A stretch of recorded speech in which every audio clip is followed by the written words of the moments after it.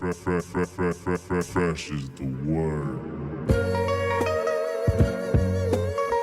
I'm Jim Duggan, got long wood for plenty hoes. I keep it fresher than fresh, but you already know. You suckers bummy, I'm money, I got a ton of flows. My weed loud like a motherfucking thunder roll. Your shit quiet like you ballin' on a budget though. We see your kicks and we laugh and yellin' what are those? You see me shining like a suit on puffy. You know my grind and shit is too strong, buddy. That's why the dude call money. I be stuntin' like it's nothing at all. Cause it's nothing to me, it's probably something to y'all. Trying to smoke like me, then come and fuck with your dog. Got a closet full of kicks, you can't cop it them all. And I'm fresher than the freshest, you can tell it's in my essence. Bitch, you see the way I'm rapping, yes I do this shit to death. I tell I'm running out of breath, I tell somebody cut a check. But either way you know it's fresh, and either way you know it's fresh. Fresh, we fresh. Fresh, goddammit, we fresh.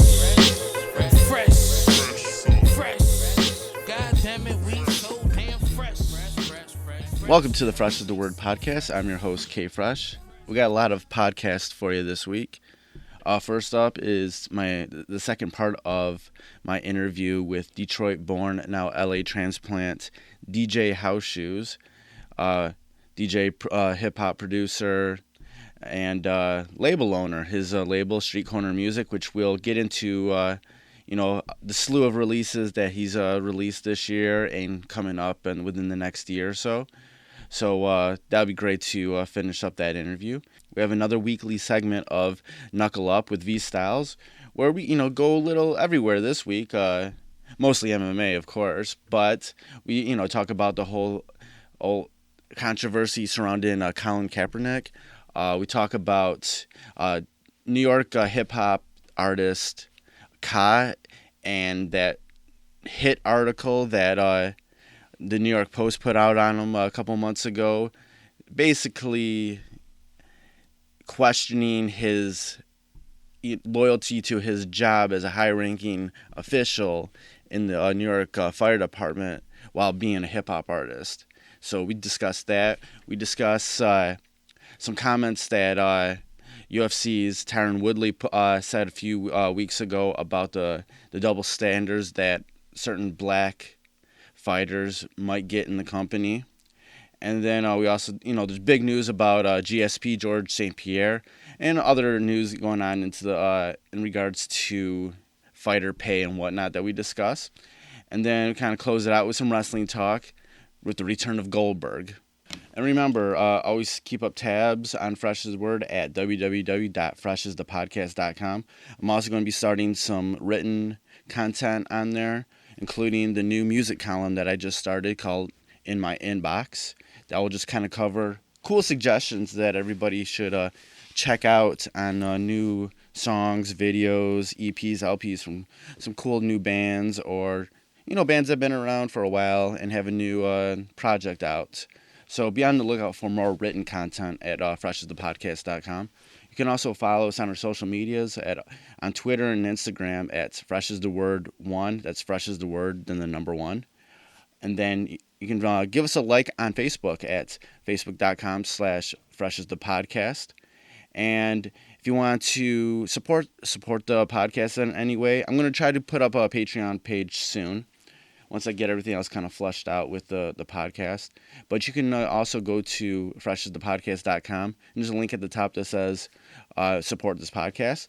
And you can, PayPal us, PayPal me a little bit of money. That's cool. Or you can, click on the Amazon link if you're going to buy anything from Amazon. And, as long as you purchase things using that link to get to the website, then they'll throw back some pennies, my way. So let's get on to the interview with DJ House Shoes. I remember when I first heard about you.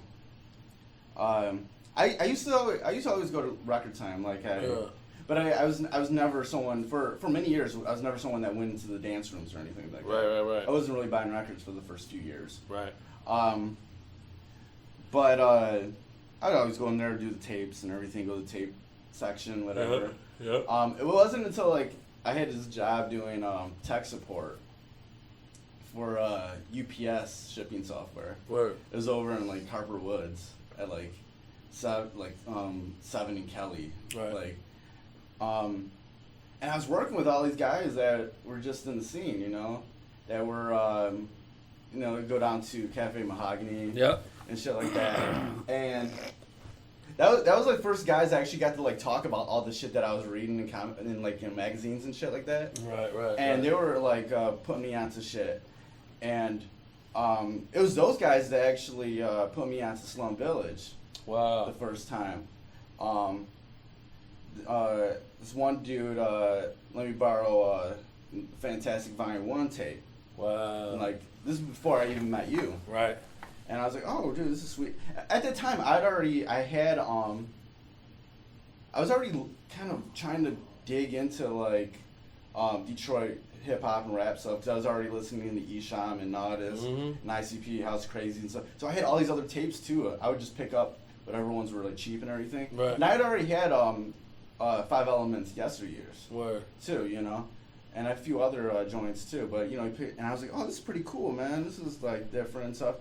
But then it was like one day we just got on the subject and they brought in and they this was actually when I first started working. We were still in training, and they were like, this one dude was like, you have to meet this dude House Shoes. Like he's like the blackest white dude you ever meet. So okay, in my eyes, I'm thinking. Oh fuck. I'm thinking you're some dude who be talking like yo, what up, G Funk? Right. Malibu's Most Wanted and some shit. Yeah, I'm thinking like that's you, man. Like, Right. And so I was like, all right.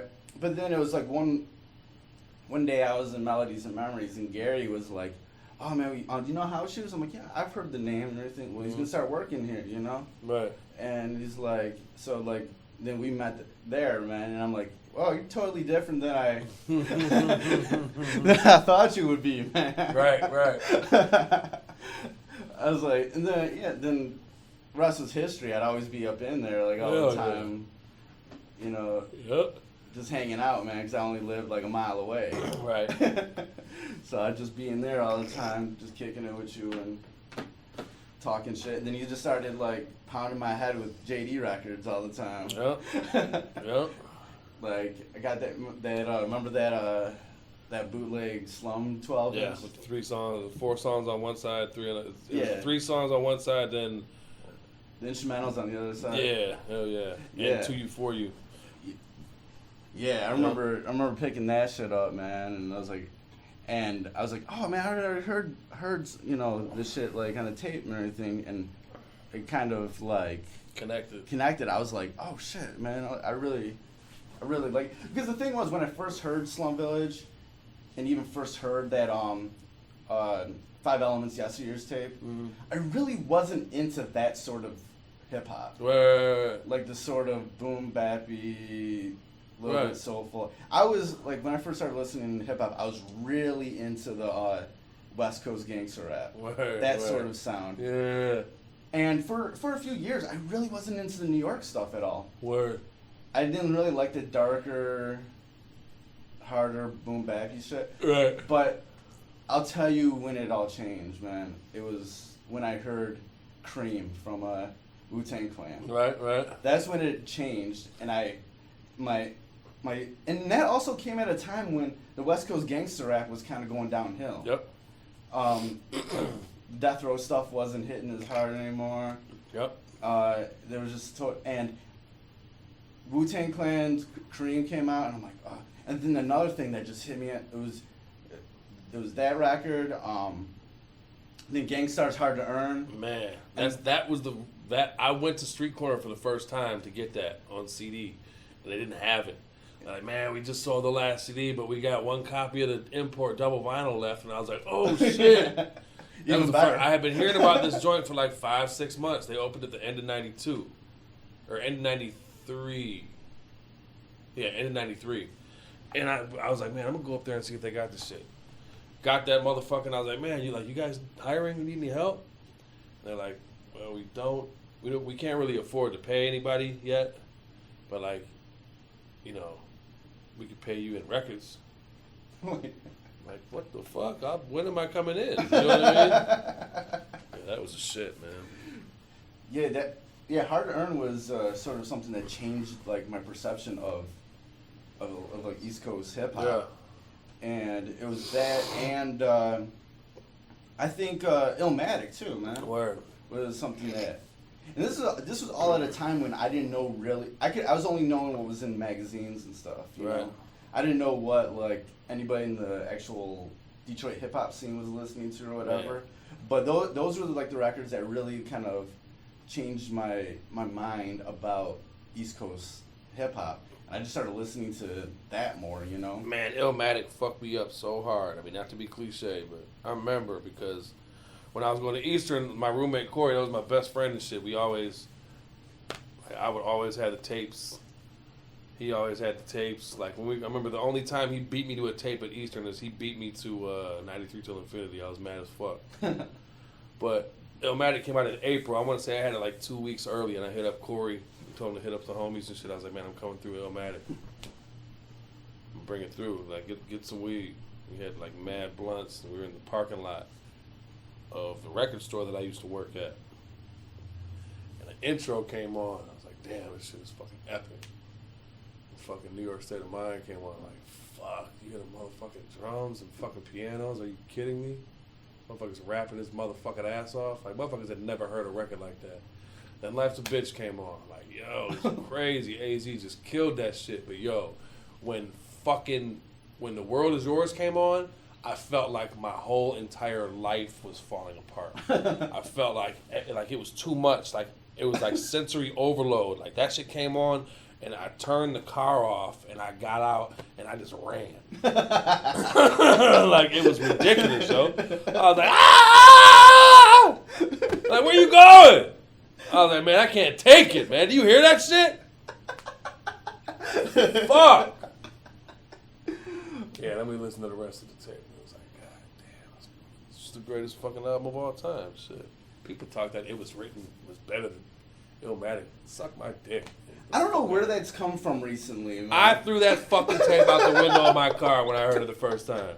That's the first record I smashed into goddamn pieces on the stage was that If I Ruled the World bullshit. Get the fuck out of here with that shit. That shit was terrible. There's like the past few years, there's just been this revisionist. Yeah, there's nothing worse than hip hop revisionism.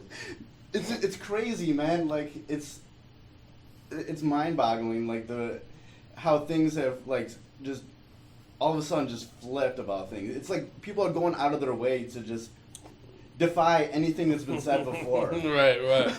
And I'm like, how can you say? There's some cool songs on there, but there's some really corny shit on there. And I'm like, how can you say that's better than? Are you listening to these? Right. And I was like, somebody said it so well. I can't remember who said it, but they were like, the thing that's fucked up about that is he got off on all that dope shit, like on the drug rap and all that shit. Like it wasn't an artistic decision; it was a marketing decision. You know what I mean? Yeah. Fuck out of here. That shit was corny. Firm and all that shit. It was corny, man. There was some good records on there, but it was just like, come on, man, what the fuck? Fucking mobster bullshit. Fucking, y'all ain't making fucking movies, man. This is corny. Just fucking rap, motherfucker. See, that was a weird time in hip hop because you had a lot of these guys doing that mafioso suit wearing crap, you know. Yeah. And I thought that was kind of corny, man. Yeah, man. Anytime I saw a rapper in a suit, man. Yeah, man. Big and J fucking got everybody on that fucking Wu-Tang fucking mafioso raps and shit.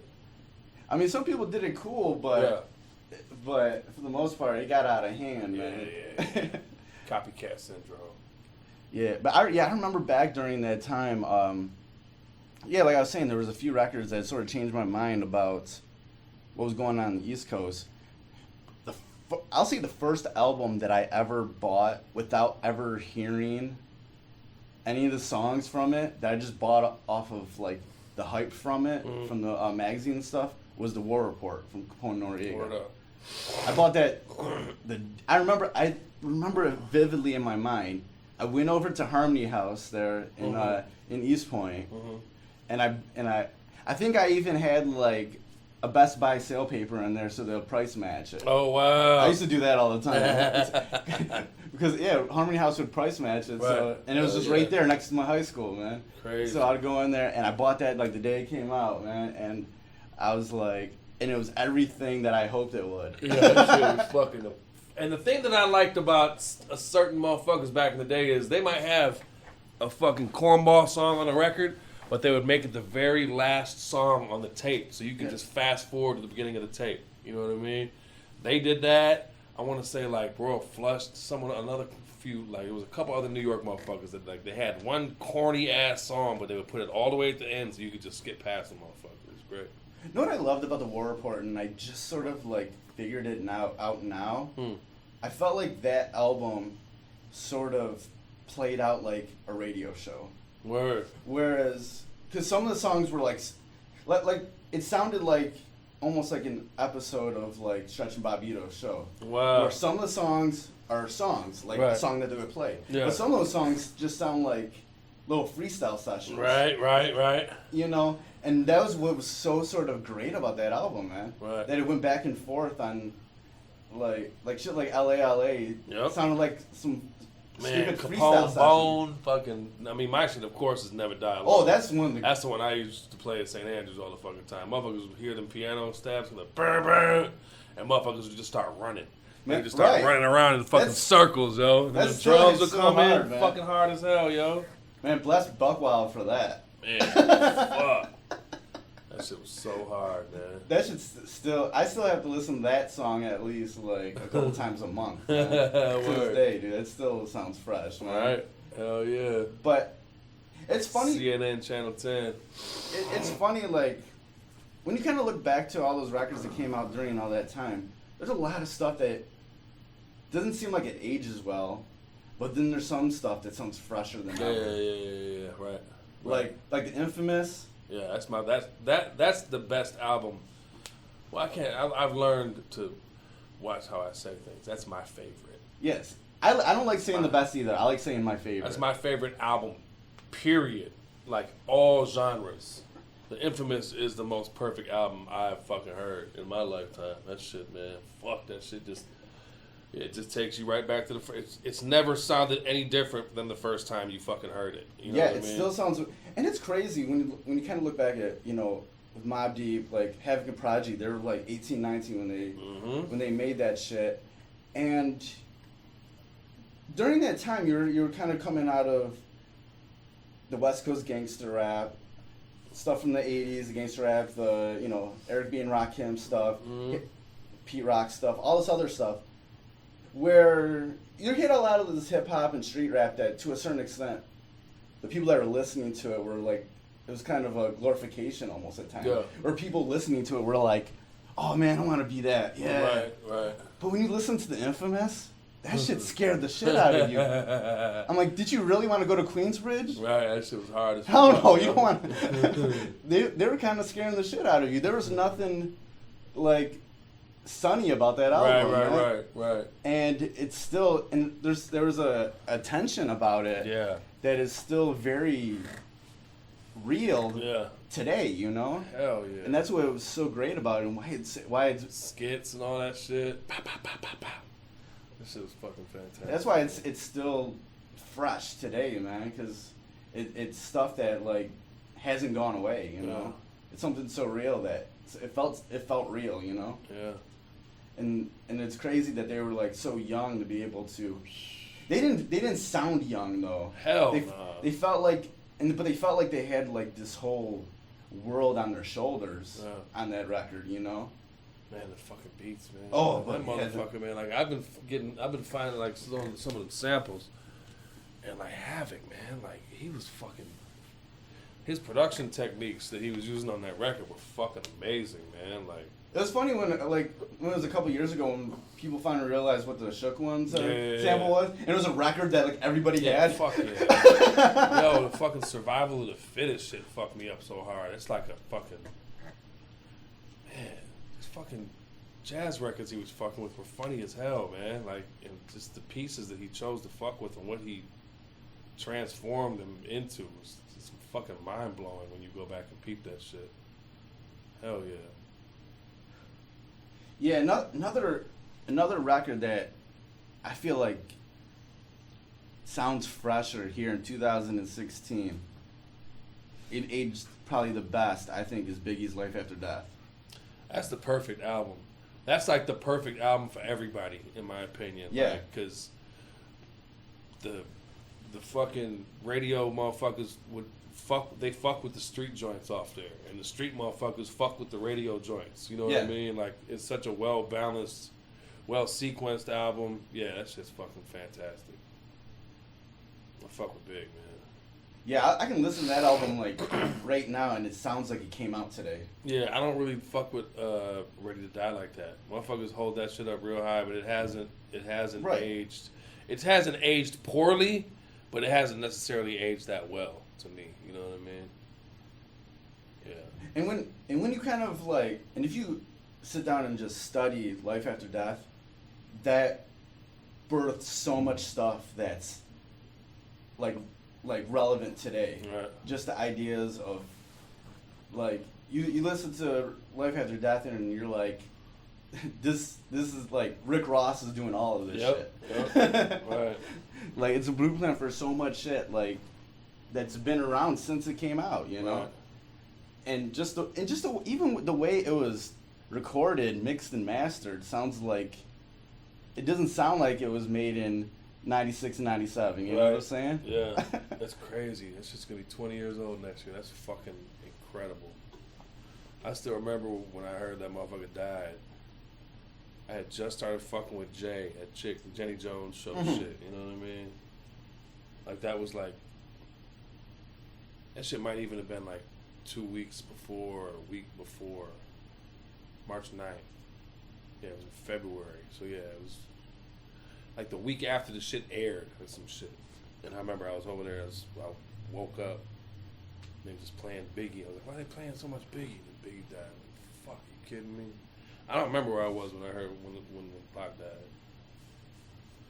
I don't know. I was a Biggie fan. I wasn't on Pac like that. I like fucking Tupacalypse Now. I like the first album. After Juice, I wasn't feeling him after Juice. It seemed like he just became fucking. He's a brilliant motherfucker. He's a brilliant revolutionary mind. But the music, and I just never really believed it. Like when he turned into fucking Bishop. You know what I mean? I don't understand how people couldn't figure that out. I was a big Tupac fan when he was still alive, but after he passed, like I felt a lot of like the releases after it sort of, and all that music that came out sort of like oversaturated my mind with him. Yeah, definitely. And that's like a whole subject you can talk about with Dilla and stuff where the shit that happens after these guys pass away kind of negates, can really fuck with the work that they did when they were here. You know what I mean? There's a reason why that shit wasn't out. That shit wasn't out, man. Yeah, man. Like every once in a while there might be a cool song that like oh shit, that's kind of cool. I wish you put that out, but there's always that. Like we were talking about, before, there's that revisionist history that happens when someone passes, and some people have had it worse than others, Yeah, definitely. Like, people, with Biggie, it hasn't really been, too bad. And with Pac, it wasn't bad, but it was just an oversaturation. Yeah. People like Big L, people kind of left that alone, Right. But with someone like Dilla, it just... Yeah, I just think the people that really loved his music when he was here... I mean, me personally, I kind of... When I hear his name brought up, I'm just kind of bracing for some cornball shit. Whether it's a cornball motherfucker talking about it, or just a corn... You know what I mean? Yeah. It is what it is, man. Are you talking about Dilla? Huh? Like, are you talking about Dilla now, or? Yeah. Yeah, it's to the point. I mean, after the fact, we all got like very emotional about shit that was happening, and we all said some shit that maybe crossed the line. Of course, 100%. 100%, but it never really changed how we feel about how the shit was happening. True. you know. That's true. And it was all because a lot of us were around when he was, you know, paying attention to music when he was still around. Right. And we're like, this isn't how it was. Like, what the fuck y'all coming with this shit for, man? Right. Yeah, but I mean, I think at the end of the day, it's shown me that it's actually been very beneficial, the whole situation, because it just taught me to do my own shit. Jay used to always be like, Shoes, man, you need to do a record. YZ, Shoes, man, do a record. You know, you can only carry another man's torch for so long until you realize that, you know, where the fuck is your torch at? You know what I mean? I had, like, that situation kind of lit my torch. Yeah. You know what I mean?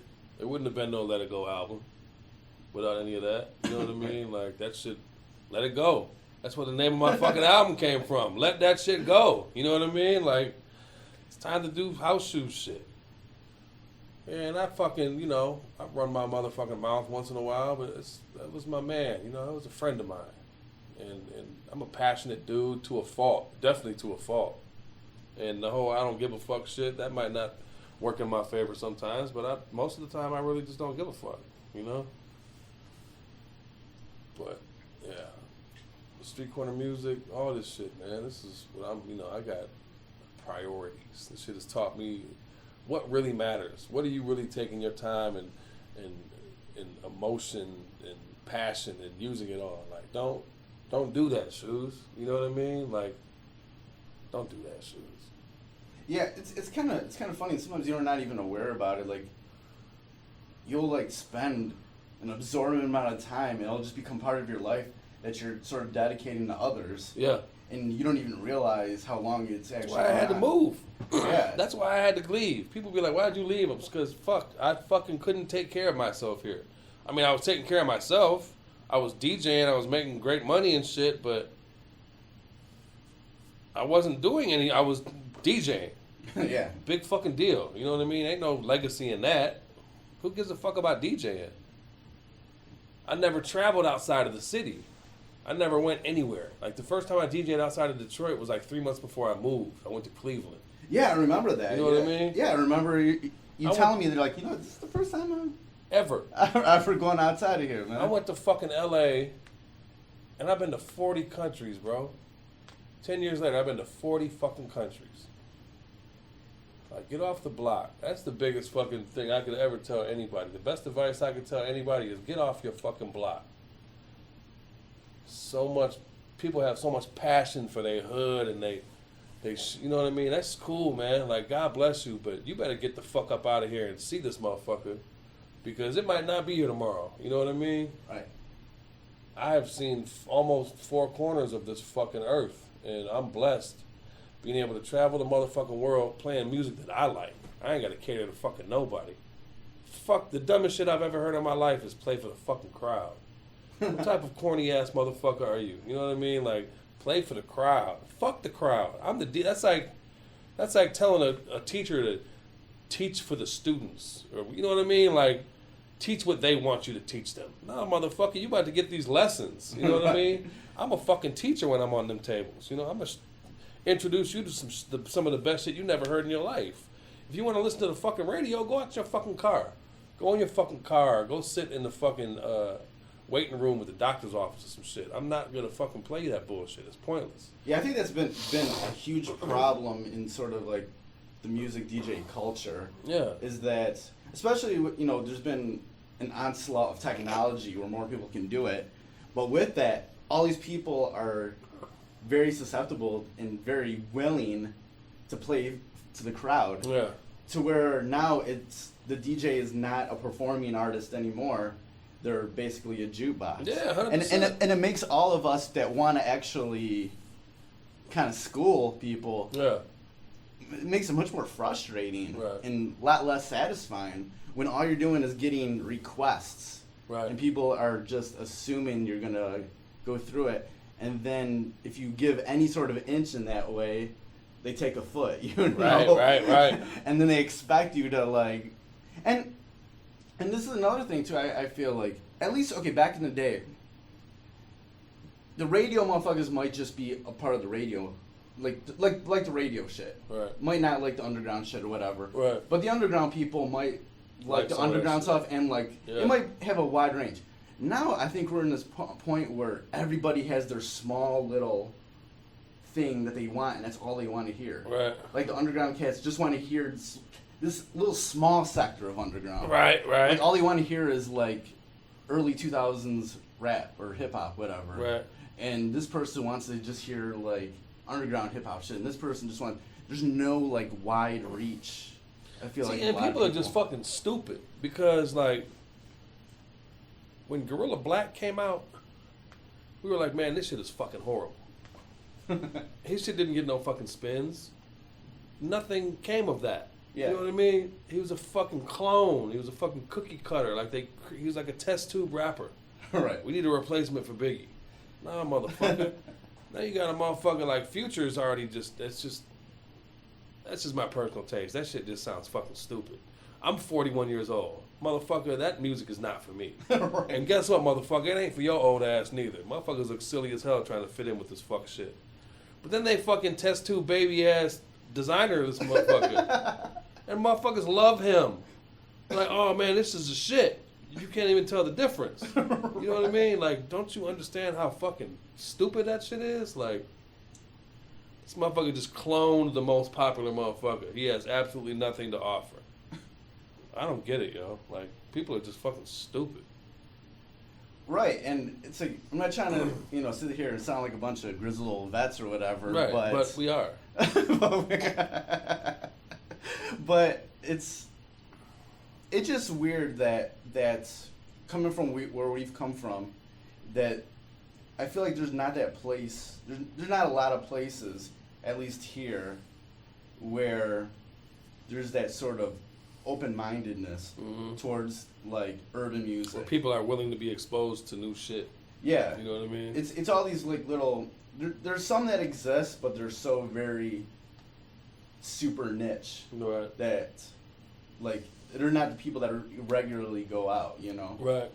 Like I recently opened the foreign exchange show Right. at the Majestic Theater. Right. So this is like 1,000 motherfuckers in there. Wow, they came out like that for Yeah. them? That's fucking fantastic, man. So yeah, like I've done 3 foreign exchange shows in Detroit over the Nice. past like 6 years.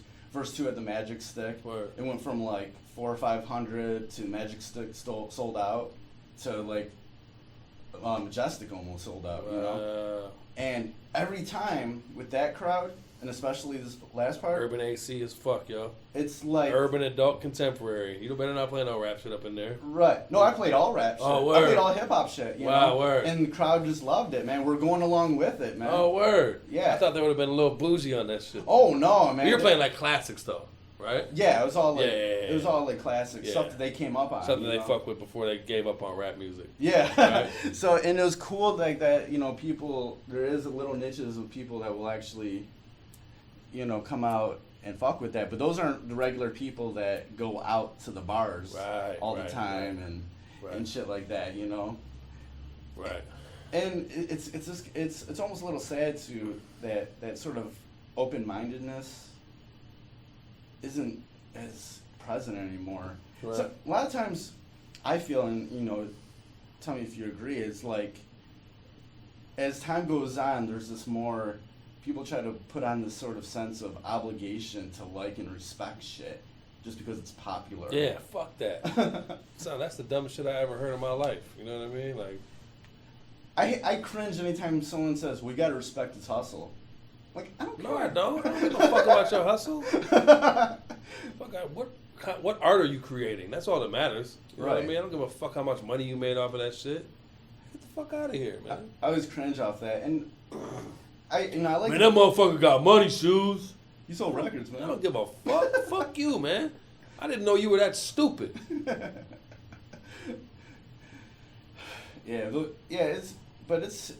It's kind of crazy when you're sort of living this life where you've kind of dedicated so much time and energy to other people and almost forgot about taking care of yourself. You know? Exactly. That's something that I sort of realized recently.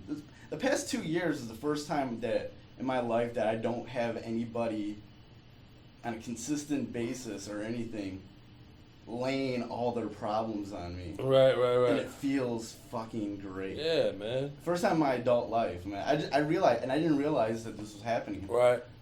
And I'm like, holy shit, if I go back every year, every couple years, consistently, there's been someone in my life that's laid everything on me. Yeah, fuck them.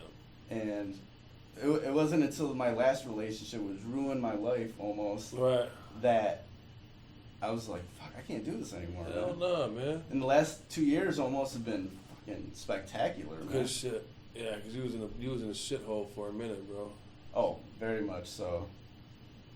And Yeah, it's good to see you doing good, man. yeah, man. Like, and it's crazy when you kind of get into a place where you're like in the dumps, rock bottom. You realize so much shit that you've been tripping on in the past ain't shit. Right. And you're like, oh fuck, like. And then you realize too that you're a lot stronger of a person than you give yourself credit for. Right. So that's a lot of the shit that I've fucking learned a lot of shit in the past couple of years. Yeah, I just never. I mean, I don't know, man. I never was in it for me.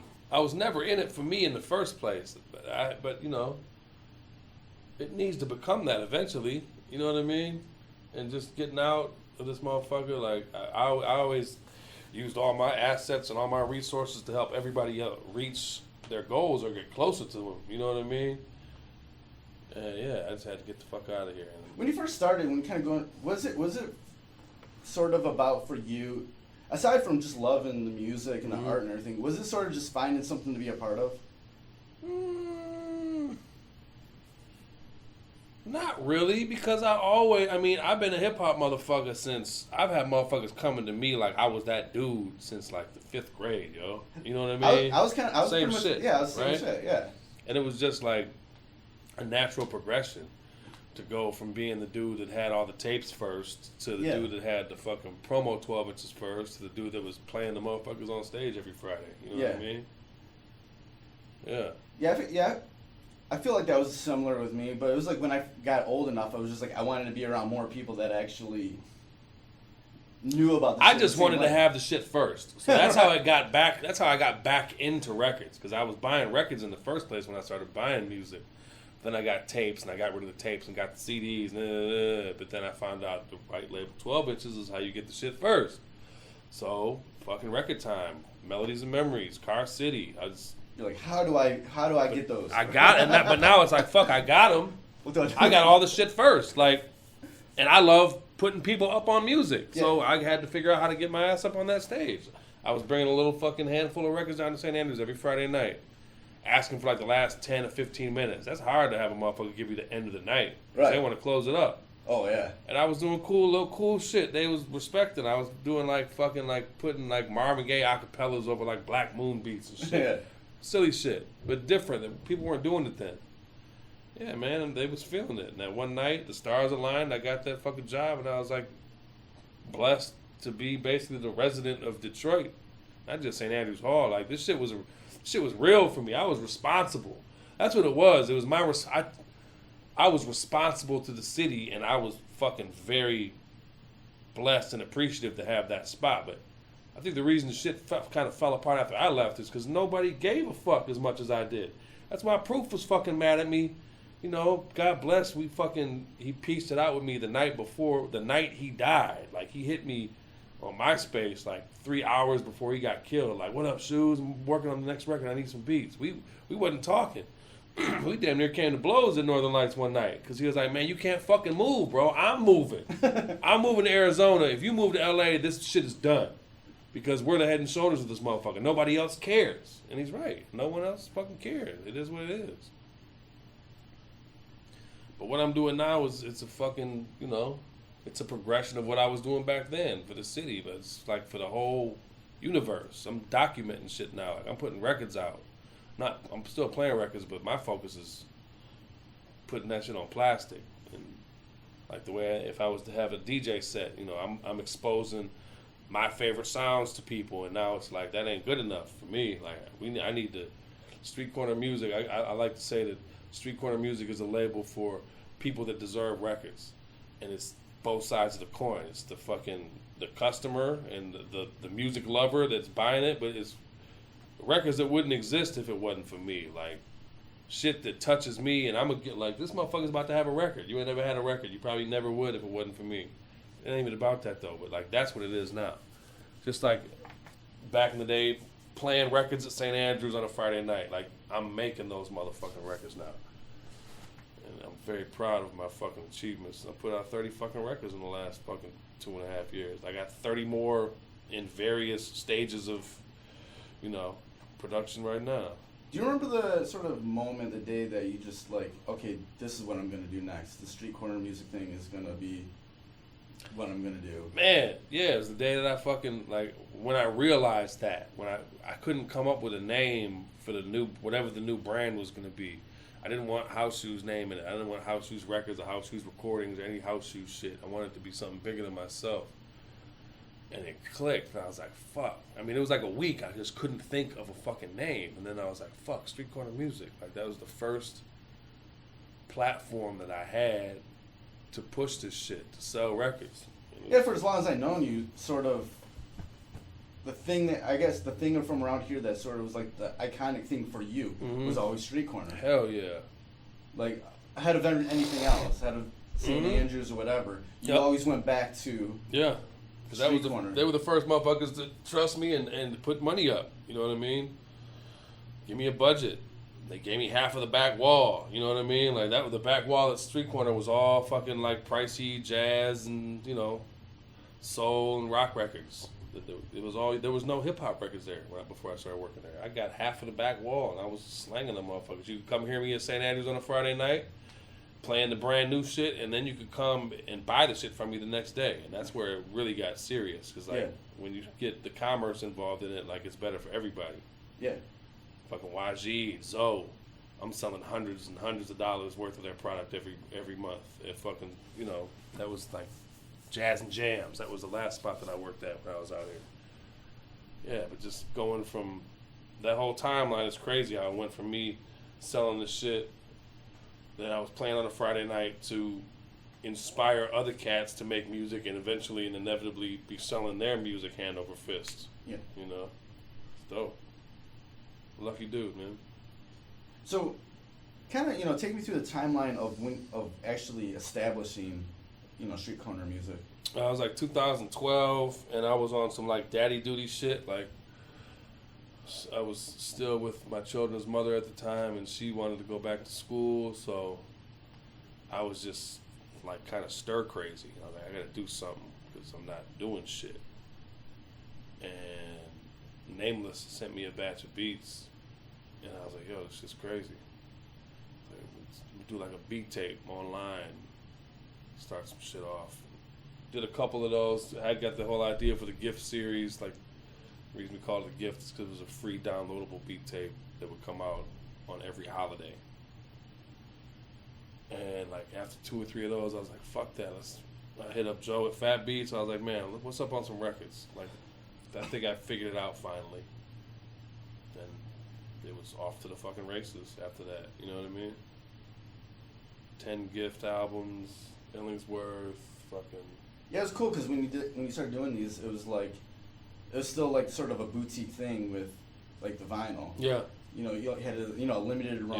Yeah, one batch. Nothing more, nothing less. Yep. And you're able just to get rid of those things, sell those, and it's cool. And keep it moving on to the next one. You know what I mean? I ain't got time to be worrying about overstock in a warehouse and shit. I just wanted shit to get it out, get it done, and increase in value. I'd rather fucking sell 300 copies of a record for $20 a piece, and bitches are valuable. Like, I mean, I put records out last year, like not even a year ago, for $15 that you can't buy for less than $100. I'm not doing this shit to get rich, man. I'm doing this shit to document what the fuck real art is in 2016. Because people that are in charge of the information are not the best bet sometimes. You know what I mean? I don't really think it's a lot of people that know this shit like I do. I got access to a lot of motherfuckers, and I think my ear for beats is probably one of the best in the world. You know what I mean? So I got to use that for the benefit of everybody, and just keep these fucking records coming. You know? And how would you describe like sort of like the people that you've chosen to put records out? For the most part, like 90%, 95% of the cats are like people. They're friends of mine. You know what I mean? Or they're one person away. You know, like Knowledge put me up on Twami. I met T. White through Quelle in Denmark. It's all in the circle. Like I'm not reaching out to that many motherfuckers I don't know. And yeah, man, records for people that deserve them. A lot of fucking talent. And it's been cool, like especially with someone like Illingsworth. Mm-hmm. He's someone from Detroit that he kind of gets stuck in that Detroit bubble, where he's just kind of hanging around doing the shows around here, at art spaces or whatever. Right. But putting out a record of his, exposed them to like. He deserves a record. Like he like a motherfucker like him, a motherfucker like Chains. Like Chains' record comes out next week. He deserves a record. He's taking care of so many motherfuckers. It's time for somebody to take care of him. You know what I mean? And it's so easy for me to make these records, bro. Like I don't know, fucking savant or what, but it's just easy. Like I could go through 200 beats in like 30 minutes and pick out the fucking 20 illest joints, and then it takes me like maybe fucking 30 minutes to sequence those joints into a proper album, and then I see artwork in my head, I draw that shit out, and then I hit up Dirt and have him execute it. Like all this shit is me. All this shit is me. There's not really any records on. There's only like 1 or 2 records maybe. Trying to think, maybe not even on Street Corner that I haven't literally put together every piece. You know what I mean? Motherfuckers send me anywhere from like 50 to 200 beats, and I built the record. I picked all my. It's immediate. It's emotion based. Like shit's got to strike me in the first 5 seconds I'm listening to it, or it's on to the next one. Like, I ain't got time for this shit. I might have missed a couple dope joints like that, but it's just how I do it. It's got to be an immediate reaction to the music within me. And yeah, we keep it going from there. Let's sort of talk about the lineup that you have of records coming out recently and coming up. Have Chains coming out with a new record. Chains, yep. Drugs comes out the same day. Cool. Yeah, talk about them. Why you think they were such a good fit. Well, I've always loved Chains shit. We've done 2 tapes prior to this. We did Experiment and Instrumentation like 6 years ago, and then we did the Renegade Hands joint. And he's just always been dope. He's provided, albums and albums and albums in the last 10 years for he's done albums for Mo Dirty, Fat Father, Miss Corona, Shimmy Bango, so many cats, you know what I mean? A lot of shit for Marv. And just a lot of, producers have always really kind of been taken for granted, taken advantage of in Detroit, you know what I mean? Right. That's why Dilla left. He's just tired of motherfuckers knocking on his door looking for beats and shit. Get the fuck out of here. But yeah, drugs. I can't remember how I got hip to drugs.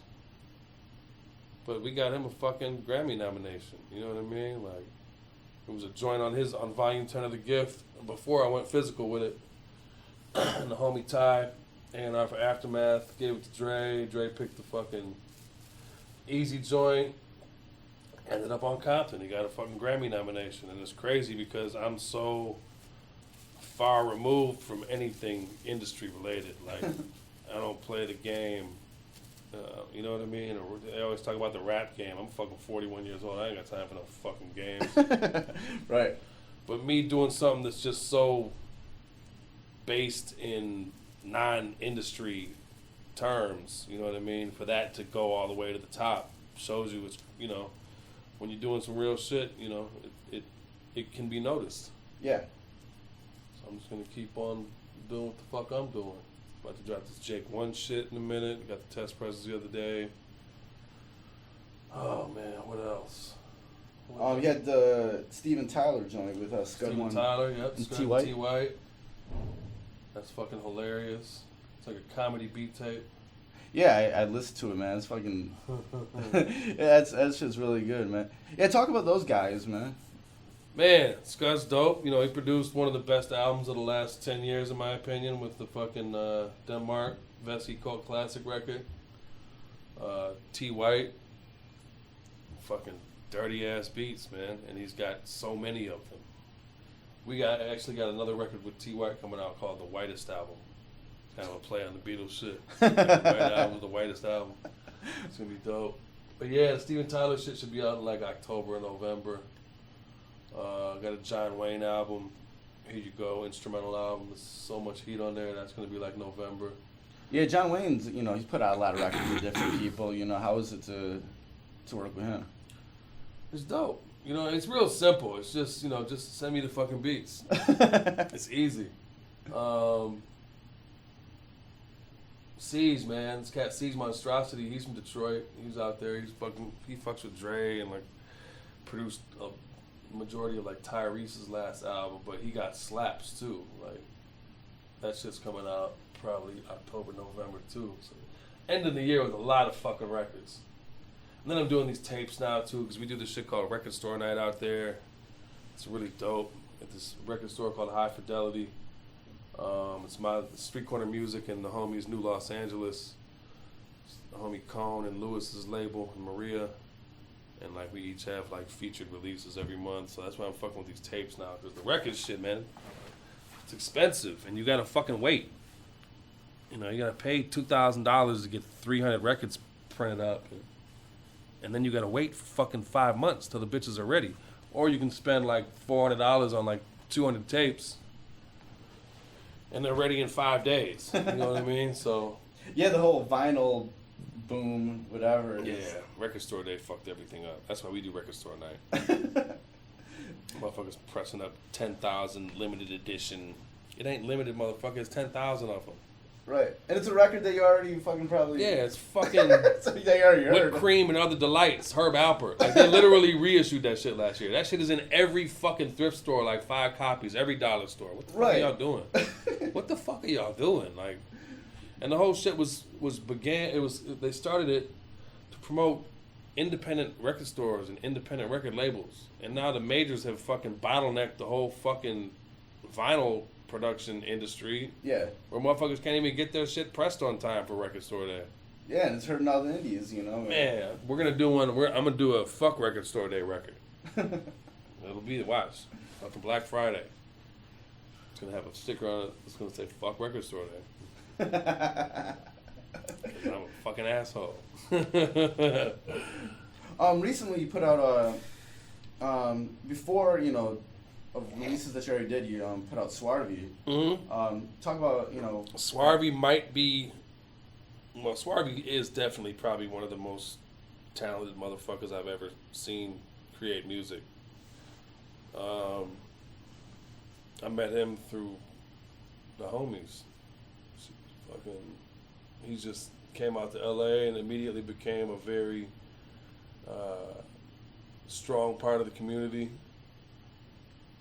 And it's fucked up because when you start a record label, he's one of the motherfuckers just like, God damn, it's like frustrating because every time you link up with Swarvy, he plays you like 3 hours of new music and it's all fucking incredible. And it's like, fuck, I can't put all this shit out.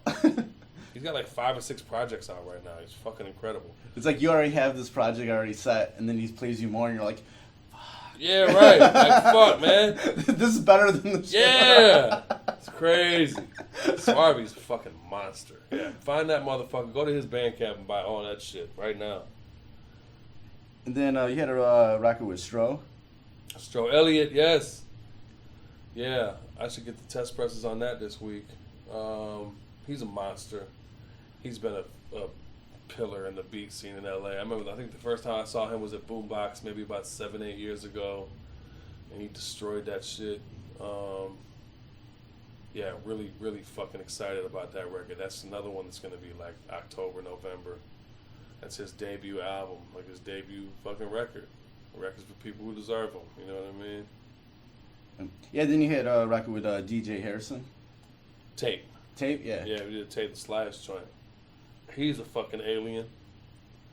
I love that he don't give a fuck. Like his sound is his sound, and he don't care what anybody has to say about it. I really wanted to do vinyl on that, on the Slice shit, but it's just the shit is just so lo-fi that I don't think it would have translated to vinyl that well. And then just people are just stupid.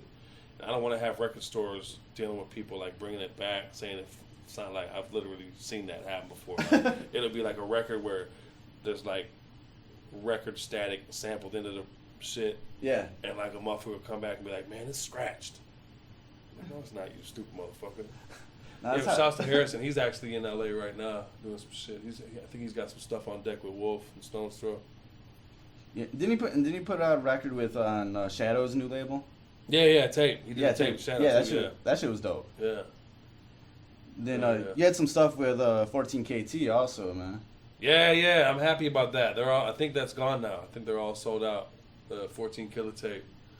He put that out online a few years ago, and I kind of retooled it into like darker, heavier. There was like some lighter moments in the original kind of inception of that, but I wanted it to all kind of be him, little darker, heavy hitting, Killer Tape shit. You know what I mean? Yeah, we did the tapes and fucking, man. Actually, him and Stro have been working together, and that shit is fucking fearsome. The shit they're doing together. I got a situation with fucking the homie in Australia. He's going to start working street corner music down there and probably going to get like 3 or 4 tours a year out of it. So that's just an extension of this shit. Like, it's dope. Like, give motherfuckers records and then let's send them to the other side of the fucking world. Right. Let them play that shit for everybody, you know? It's really excited about the growth and just the way everything's going for Street Corner, man. I'm not pressed, though. I'm just, I don't have a publicist. The records are the records, the consistency of the records is my publicist. You know what I mean? Because when you're doing 300 copies, it's not a lot of, motherfuckers ain't making a lot of money. It's real shit. It's like a fucking $1,200 profit. You know what I mean? Split that between the both of us. The digital shit I'm trying to figure out, you know what I mean? How to promote that to people and how to get the people to buy digital music and all that shit. But just trying to figure out how to maximize this shit and let these kids get as much as possible as they can. At the end of the day, they got a fucking record in the world that's gonna never go anywhere. So that's the best part. You know what I mean? Just gotta figure out how to make the most of it. Definitely. What do you see as like the future of Street Corner? Some more records, man. Yeah, man. Slow and steady wins the race. You know what I mean? Definitely like tortoise versus the hare type shit. Motherfuckers out here losing their breath every day. Calm down and just do it one step at a time. It's just I don't know. I mean, I can't tell you because I don't have time to look to the future because I'm doing so much right now. Right, you know what I mean? All I know is fucking, let's go to the Street Corner Music in Progress folder, and it's, let's see, 1, 2, 3, 4, 5, 6, 7, 8, 9, 10, 11, 12, 13, 14, 15, 16, 17, 18, 19, 20, 21, 22 records. 22 records ahead. I'm already, fucking records, man. That's what the future holds. The beginning, hopefully the beginning of a lot of careers that will continue to flourish. You know what I mean? I'm not signing. I do all my shit on the fucking handshake. I don't do paperwork, none of that shit. We shake hands, I'm going to do a record, you're going to get a little money, and you're going to get a box of records, and you're going to do some shows. If someone wants to come snatch you up, come. I'm not trying to have people sign their life away to me. I don't give a fuck about that shit. I don't have time to be worrying about their lives. I'm worrying about my life. people might think that's stupid or foolish, or you know, man, you gotta get them locked in. I don't have to get motherfuckers locked into nothing, man. This ain't the Billboard Music Awards. I don't give a fuck about none of that shit. All I care about is capturing that shit, putting it on plastic, keeping it moving to the next one. I mean, yeah, that's such an old way of thinking. Mm-hmm. Because in actuality, you know, like there's not a lot of records don't sell a lot, you know. Right. So you can't like. Why would you want to lock anybody into that would just create more stress and disappointment for everybody involved. Right. Just be like, okay, this is what we're gonna do. We're just gonna, you know, do these 300 copies. Yeah. You get some. You can sell them at your shows. More people will know about you. Blah blah blah. Yeah. Put the shit on your Bandcamp. I'll put the shit on iTunes. Just keep it moving, man. Send me the next batch of beats when it's ready. You know what I mean? Maybe we'll have another record. And I'd like to, not to interrupt, like, okay. I also like EXT. Like, EXT's the shit. Fucking Really Nathan. Like, cats that just make beats just to fucking make beats. Not even, like, fuck a rapper. I don't put rap shit out on Street Corner. It's only, I'm gonna put a couple rap records out, but it's because those are my homies and they're dope as fuck. But I don't really listen to rap shit anymore. Unless it's like Rock Marciano or Guilty might have some new shit. I like and I want to there's so much, like, the innocence is almost completely gone from rap music. And yeah. The creation, just beats and shit. So I want to capture those motherfuckers and capture those moments where you can feel that fucking innocence. Like, this shit is dope as fuck, but it's just a motherfucker in his fucking room on a fucking keyboard and a fucking drum machine making some ill shit. He don't give a fuck about what's going on in the world. He's not trying to make a better record than this motherfucker or get a Grammy. He's just making dope shit. You know what I mean? And for so long, there was so much hype and so much money and whatever going around that producers thought that they had to, like, work with rappers. Right. But then when it got to the point where... oh, I'm good, baby. All right. But then it got to a point where... realized that a lot of these producers were coming and going, like flash in the pan, mm-hmm. and it was getting hard, and more of these producers were getting screwed by the rappers being mm-hmm. used, and then they found out if they just put out their own projects, yeah. just be instrumental, that it was... it. I think the music is more valuable by itself, especially in 2016. Ain't nobody talking about shit. These motherfuckers are not talking about shit. That ain't nobody, like, we've heard all this shit before. Right. Let the fucking music be what it is. You know what I mean? Like, we got shit like I Standard and all that shit, and it's dope. These cats are like trying to find the next cat and get them placements and get them welcome to the industry, but it's kind of fucked up because it's kind of like, I sat on the panel for the motherfuckers like 2 or 3 years ago, and it was lawyers and sample clearance and you shouldn't do this and this is what you should do, and if you want to get this placement you got to do this, and all this PC shit. And I got up on that stage and I was like, man, no disrespect, fuck all that shit. I was like, y'all are fucking these kids up. Like, you don't put that shit in their fucking head before they create. Yeah. I got up there and I was like, make fucking beats. Like, make them beats. Sample all that shit. You know what I mean? Sample the fuck out of them records. Don't fucking do this shit for money, because then you're a fucking toy. You're a clown. A motherfucker who does something for money will do anything for money. I don't give a fuck about that shit, man. I'm not in it for that. And anybody who's ever really, truly created some incredible art has not been in it for that shit. Kanye got this shit off. He's fucking crazy. You know what I mean? Motherfuckers are gone. Like, this one of Life of Pablo. That shit sucks cock, yo. That shit's horrible. These motherfuckers got it all fucked up. They just looking real stupid to me. You know what I mean? That reminds me of this. I was just I interviewed this band from England called Daughter, and the lead singer. She was talking about, we were talking about how, the progression of the band, and she was saying it's kind of sad because when it changes from you just writing songs for yourself that you think no one's ever going to hear, to the point where you're on your second record now and you're kind of successful, and people are going to hear it, that it's kind of sad that you're not in that place anymore. Right. Innocence gone. Yeah. Once again, you know what I mean? Yeah, fuck. Do you think we're in a place, though, where, with technology, internet, or anything, where there actually is a lot more cool shit Yeah, there. people are just lazy. There's more dope shit than there's ever been in the world. You know what I mean? Like, it's mind-boggling when you start to think how much music. Like, the thing that fucked me up is imagine, like, the dude in his bedroom that's better than everybody, but really don't give a fuck and has never given his CDs to anybody, Yeah. and there aren't any CDs, and he's just gonna, like, that's mind-blowing. There's so many motherfuckers that we'll never hear that have the best music on the fucking earth. Right. And even on SoundCloud, like, shit you could find, like, you're never gonna find everybody. Like, it's always gonna be another dude that's so fresh. Like, got a hip to these cats, Mutant Academy from Virginia, bunch of young motherfuckers, and it's like a trough of motherfuckers in this clique, and they all got heat.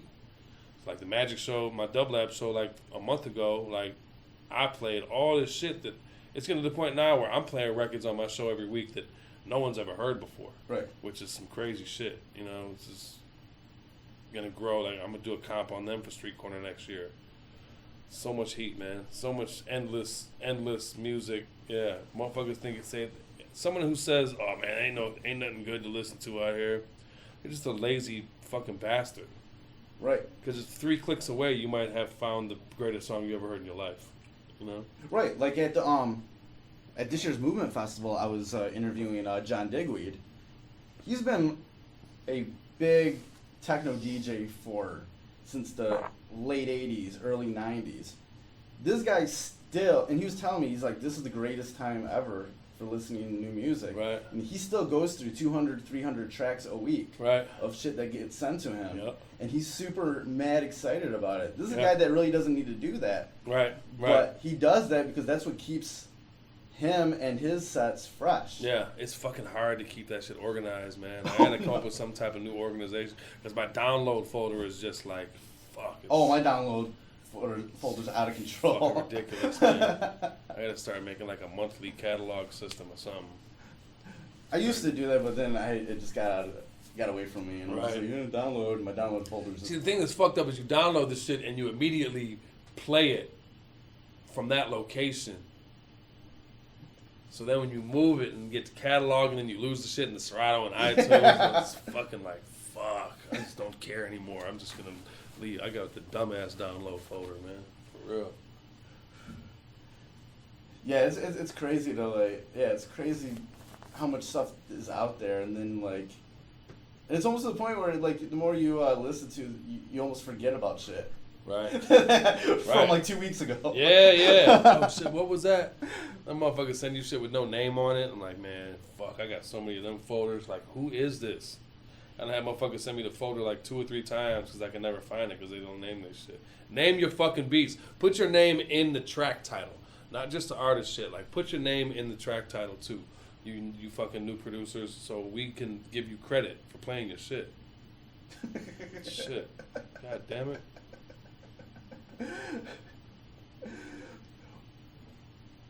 All right, I don't even know what I want to talk about anymore. I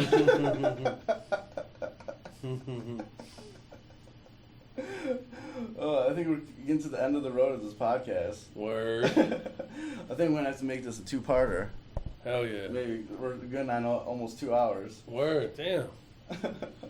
Talking shit with shoes.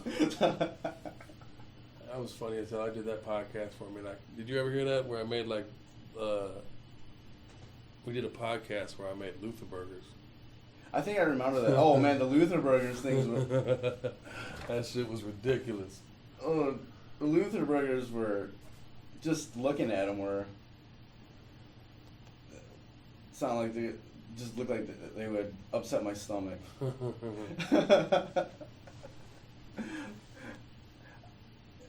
I swear these days I can.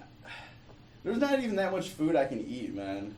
These days, like, especially what I was telling you earlier, how I got sick. Right. Food poisoning from Taco Bell, then had like the vitamin D deficiency.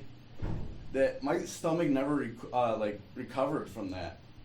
Wow. But know what food I can eat anytime is the chicken pad thai from Kat's mom's new spot. Oh, she got a new spot. It's called the Royal Thai Cafe. It's in Word. Roseville. Word. I go there like once or twice a week Right.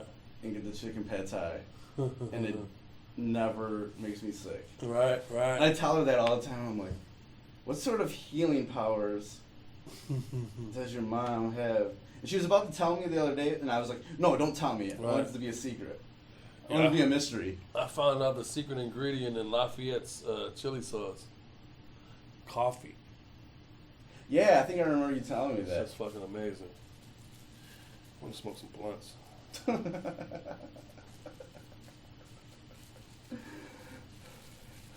Cool, man. Yeah, I think that's about it for this podcast. Word, man. Fucking K-Fresh. Oh, promote your socials and. Oh, okay, yeah. House shoes. That's all. DJHouseShoes.com, SoundCloud House Shoes, Instagram House Shoes, Twitter House Shoes, Mixcloud House Shoes, Mixcrate House Shoes, DJHouseShoes.com, Street Corner Music on Twitter and Instagram, Street Corner SCM. Yeah, man, stay tuned. There's a lot of marvelous shit. Marvelous shit, bro. Cool. Thank you. I'm gonna go smoke blunts. So that was the interview with DJ House Shoes. It was great to have him on for the first 2 episodes of this season. So let's get on to Knuckle Up with my co-host, Vstylez. All right, welcome to the Knuckle Up segment of Fresh is the Word. How you doing, Vstylez? I'm good, man. What's going on, Fresh? My man K-Fresh all day. You had a pretty cool weekend last weekend. You went up to Traverse City to do a show with King Crooked Eye of Slaughterhouse. How did that go? Oh, it's cool, man. I love Traverse City, man. People was real positive, man. Crooked Eye came out, gave it a real dope show. Awesome. And how's the album coming along? We almost there. We almost there, man. The new album that's coming out in 2017 is called Thought and Melon, and it's going to be special, man. I'm making it, at least in my opinion, making it shorter, but making it doper than at Salam Even. I got some very special guests on there, and like I said, the music will speak for itself. It's coming out on vinyl. It'll be, vinyl first. It's just a great project. I'm real lucky to do hip hop music, man. Just music in general, man. I really, it feeds the soul. It feeds the soul, and you'll see, the continuation of, some real good stuff, man. Especially coming out, after At Salam Even, man. The Sophomore project is, history shows it could be pretty tough for some. Right. For me, it's transitioned real well, and I just can't wait for people to hear it. Right. Yeah, and for those who are unaware, your previous album, At Odds Till I'm Even, was I really enjoyed it. It was very much on the lines of the sound of like M.O.P. or Bumpy Knuckles, Gangstar, that really sort of hardcore boom bap sort of tough guy sort of sound of hip hop, and I always feel like there's always going to be a place for that. And the one thing that I was always, that I always liked about you, and and I feel like this is going to transition into a whole, other topics that I want to talk about, is that on your, you've worked with a bunch of, known and legendary hip hop artists on, on these projects and on stuff in the past, but with you, like, these are like solidified like relationships that you have with these people. You didn't just throw a bunch of money at them and then that's your selling point to your album. Like, these are like exactly straight up cool, real relationships that you have with these people. And like, that's like something that I always like really respected about you. Thanks, K-Fresh. I appreciate it, man. Right, definitely. And it's sort of like, and I wanted to actually, get your thoughts about something that sort of branches out towards like your, being a hip hop artist and how that sort of, is connected to your day jobs or your relationships or your career paths and stuff like that. And I wanted to get your particular. I've been wanting to ask you this for a while now because they're kind of like older subjects, but as somebody who's a hip hop artist from Detroit who who's very, and I know this about you, is very family first. Make sure you always, as you say, take care of the home team. And Indeed. and as someone who is also a proud Marine, what's your thoughts? Yeah. There's two things from like the recent past that I've wanted to ask you about. First off, as being a hip hop artist and being a black man from Detroit who is also a Marine, what was your thoughts about the whole Colin Kaepernick thing? And then building on that, I wanted to also know about your thoughts about a few months ago, the whole that whole pretty much hit piece that the New York Post put on the New York rapper Ka, who is also, his career is he's a pretty high-ranking official in the New York Fire Department, and they kind of question his loyalty to that career as being a hip hop artist also. So those two things, what do you think about? Like, what's your thoughts about those particular instances that happen? Well, as far as Colin Kaepernick, I have this conversation all the time, and people, instead of offering solutions, people always say, well, not everybody, but the people that find fault at what he's doing, they always, say, I don't like Colin Kaepernick, and I can understand that, he has frustration, but he's doing it wrong, or why is he doing it now? Because he's not starting, da da da da. And you being a patriot, is, you have to look at it in different ways, man. But for those that have been in the military, man, you fought for that particular right for him to express himself the way he chose or chooses to express himself. That's what freedom and liberty is all about, to freedom of expression, I don't think, let's see, how can I say this? I don't think, people think it's like a time limit on when people wake up. Yeah. It could be today or tomorrow, as long as you wake up. I personally don't have a problem with Colin Kaepernick and what he's doing. The bottom line is, I learned about police brutality and stuff like that through hip hop music. Talk about, NWA, when they talk about police issues, or, that was my way of learning. I didn't know anything, about what was going on the West Coast until I heard, that, those music, those songs, or that particular type of music.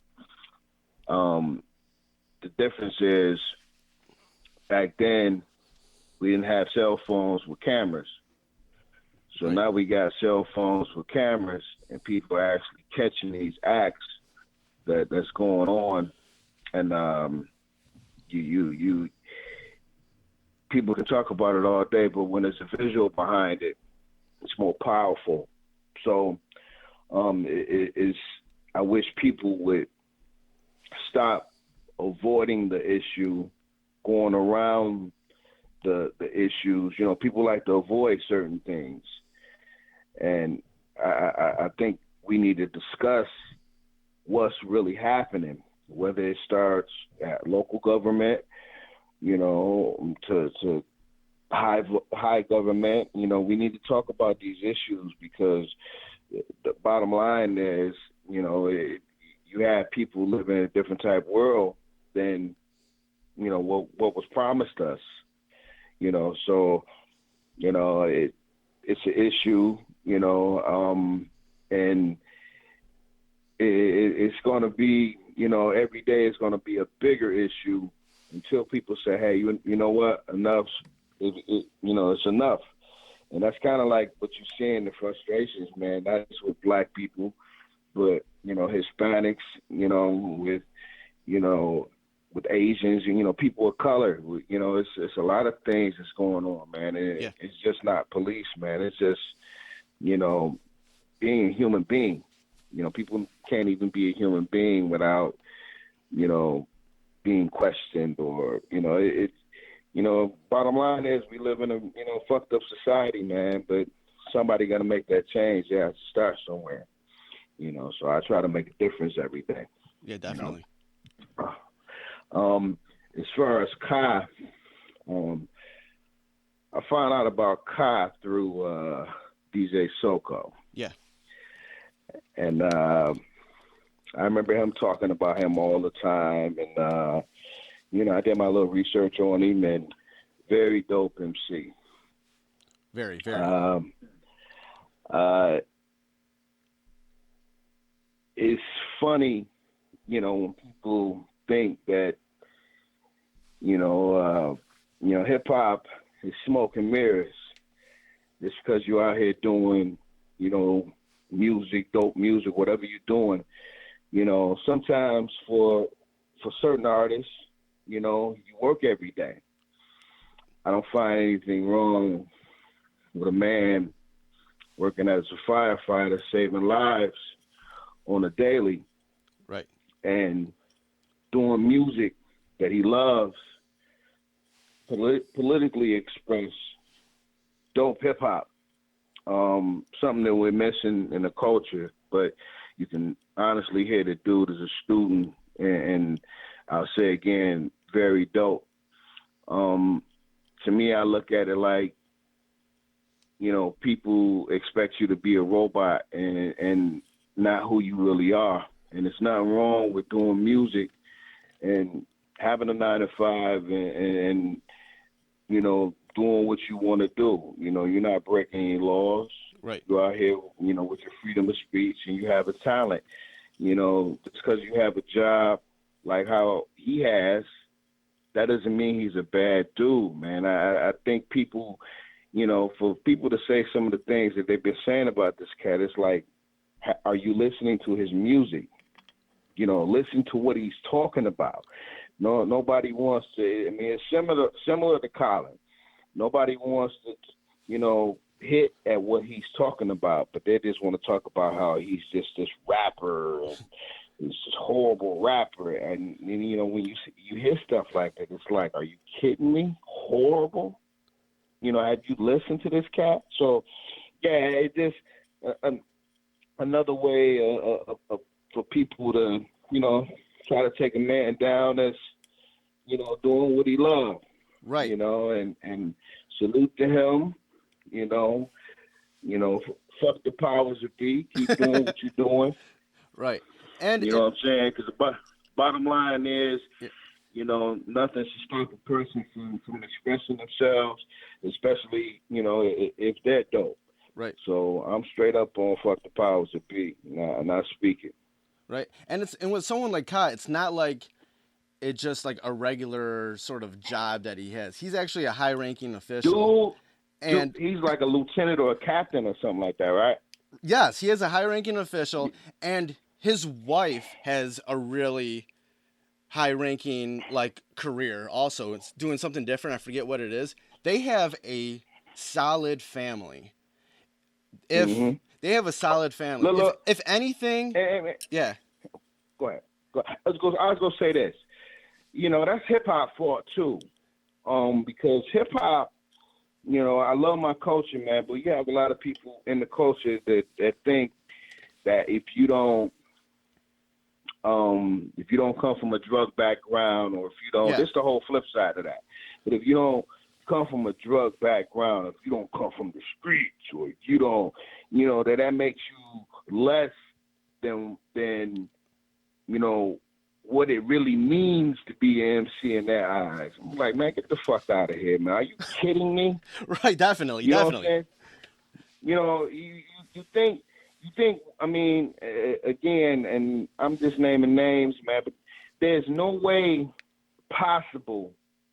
What the beauty of our culture and the beauty of music, period, is first and foremost freedom of expression, and how we come up, everybody being different yet dope.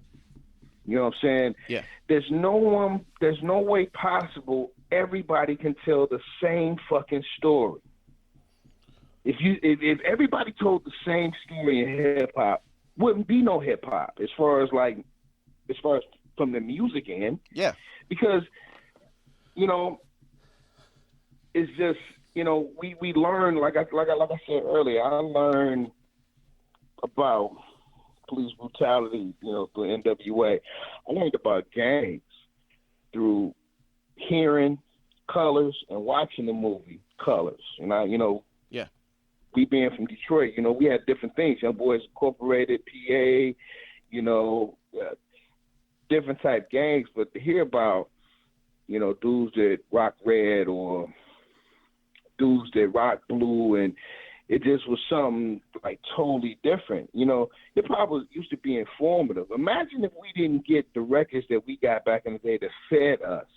Some of this music, it helped us as students coming up, get through. I can remember, Black History Month will be around, and, you might want to put in a little You Must Learn by KRS-One, Boogie Down Productions. Yeah.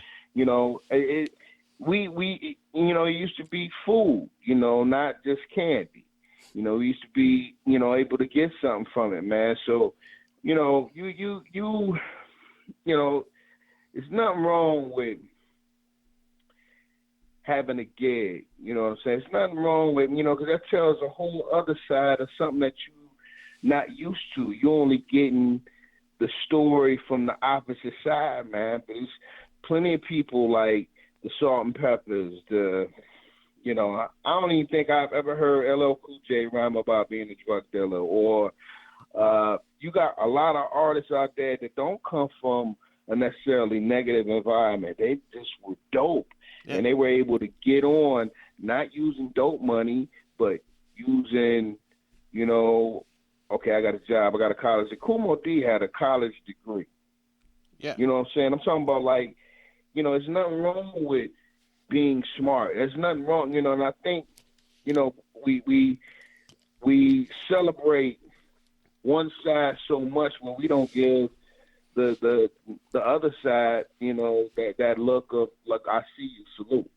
You know what I'm saying? That's what balance is all about, man. So I just get so tired of when people say, well, man, you ain't from the streets.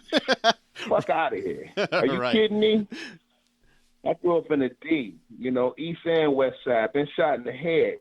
You know what I'm saying? You can't tell me about nothing if you ain't never experienced no shit like that. You know what I'm saying? I keep this shit moving and funky, and if it wasn't for my experience in the street, wouldn't be no Vstylez. So yeah, I'm funny like that when it comes to that, man, because I don't want people to think that that's just one side of, hip hop is being a doctor, hip hop is being a lawyer, hip hop is being a dude that loves MMA. Hip hop is everything. It's not just one fucking thing. And niggas need to wake up. Excuse the French, but motherfuckers need to wake up. Straight up. Right, definitely. And someone like Kai, I feel like his story should be celebrated no matter what aspect you're coming from. Yep. Whether you're from the hip hop side or just a journalist out there has nothing to do with hip hop, that what he's been able to build for himself should be celebrated. Yeah, when I was in the Marine Corps, man, I see people, they get caught up in the other shit, and it's either you are or you're not. I was hip hop before I was anything else, regardless of, how I get my bread or how, I'm doing this or how I'm moving, it's that's what makes us special, man, but for anybody out there to think that, when I hear, a couple years ago, when somebody made a comment, I think I seen on Fox when they called Common a gangster rapper. Oh yeah. I'm like, are you fucking kidding me? Really? Like, is that what we went that, we stooped that low to call Common, Common's anything but one of that. one of the most revered dudes, a gangster rapper. Are you kidding me? How about informative rapper? How about a dude that's talking about something, again, people that speak about issues are always labeled a certain way, and you never hear that about other genres, whether it's country, whether it's this, whether it's that. Only in hip hop do we down a person for talking about real shit. That's just how I view shit. Definitely. And kind of transitioning this into the world of MMA, there's something I want to discuss with you that happened a few weeks ago. It was Tyron Woodley's comments in regards to the double standards that many of the black fighters get. He's saying that guys like him get more heat when they try to go for the money fights rather than going for the titles.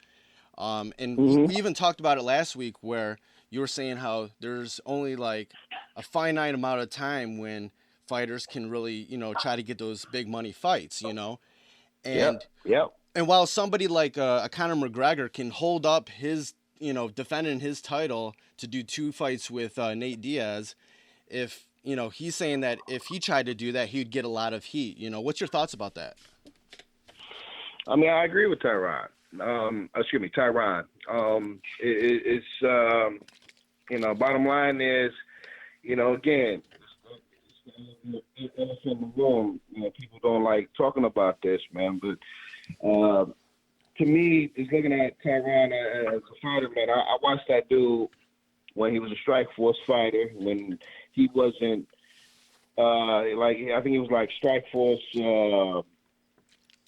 Dark or something like that, where he would be on, but he wasn't like on the main card and stuff like that. I really watched this cat, man, and I've been a fan of his. I like his style. He's a wrestler, from Missouri. Yeah. He got dope hands, man. He's grown as a student. You really see that. He had a setback against Nate Marquardt in a Strike Force. I believe it was a middleweight championship. Welterweight championship. He lost the welterweight championship to Nate Marquardt in Strike Force, but he still was just more of a student then. He was winning fights just on pure ability. He was a student then, and you watch this dude grow and be smart, and that's why he's the champion right now, man. So, you salute a dude like that, man, and he's had fights. So I feel like, he deserved, like, fighters deserve that payday. That dude's a champion. So you mean to tell me it's different rules for that dude as compared to, Michael Bisping, who just beat the number 30. I mean, I love Dan Henderson like everybody else. Pride, big up. Olympian, big up. Love Dan Henderson, man. Big, huge fan of the Hendo Bomb. But you mean to tell me the champion can pick out the number 13 guy, and a lot of people lost that fight. But you mean to tell me he can pick out the number 13 guy and defend his belt in his home country? And you got somebody like Tyron Woodley, who's been winning consistently in the UFC. He wins the belt from Robbie Lawler, who, that's my guy. I like Robbie Lawler. I'm a big fan of Robbie Lawler. His story should be a movie. Right. But that dude beat Bobby Lawler, he should be able to call that shot. If you want to get a money fight, he should be able to get a money fight. This on principle. You know, I'm talking about, you talk about somebody like Conor, and I like Conor, but Conor is a dude where, you know, just stylistically, you could just tell his fights are picked. He ain't been in there with no strong wrestler. Wait till he get in there with a real wrestler, man. That's why I think Eddie Alvarez is going to put it to him. But he's been picking his fights. He ain't been against no dude that's going to put him on his back. You know, he's been against all stand-up dudes. So that's a reason. He's marketable. There's a lot of things about Conor that you would like. You know, he has a big Irish following. He has a big international following. I mean, you can speak about the dude all day, but that does not make that shit fair.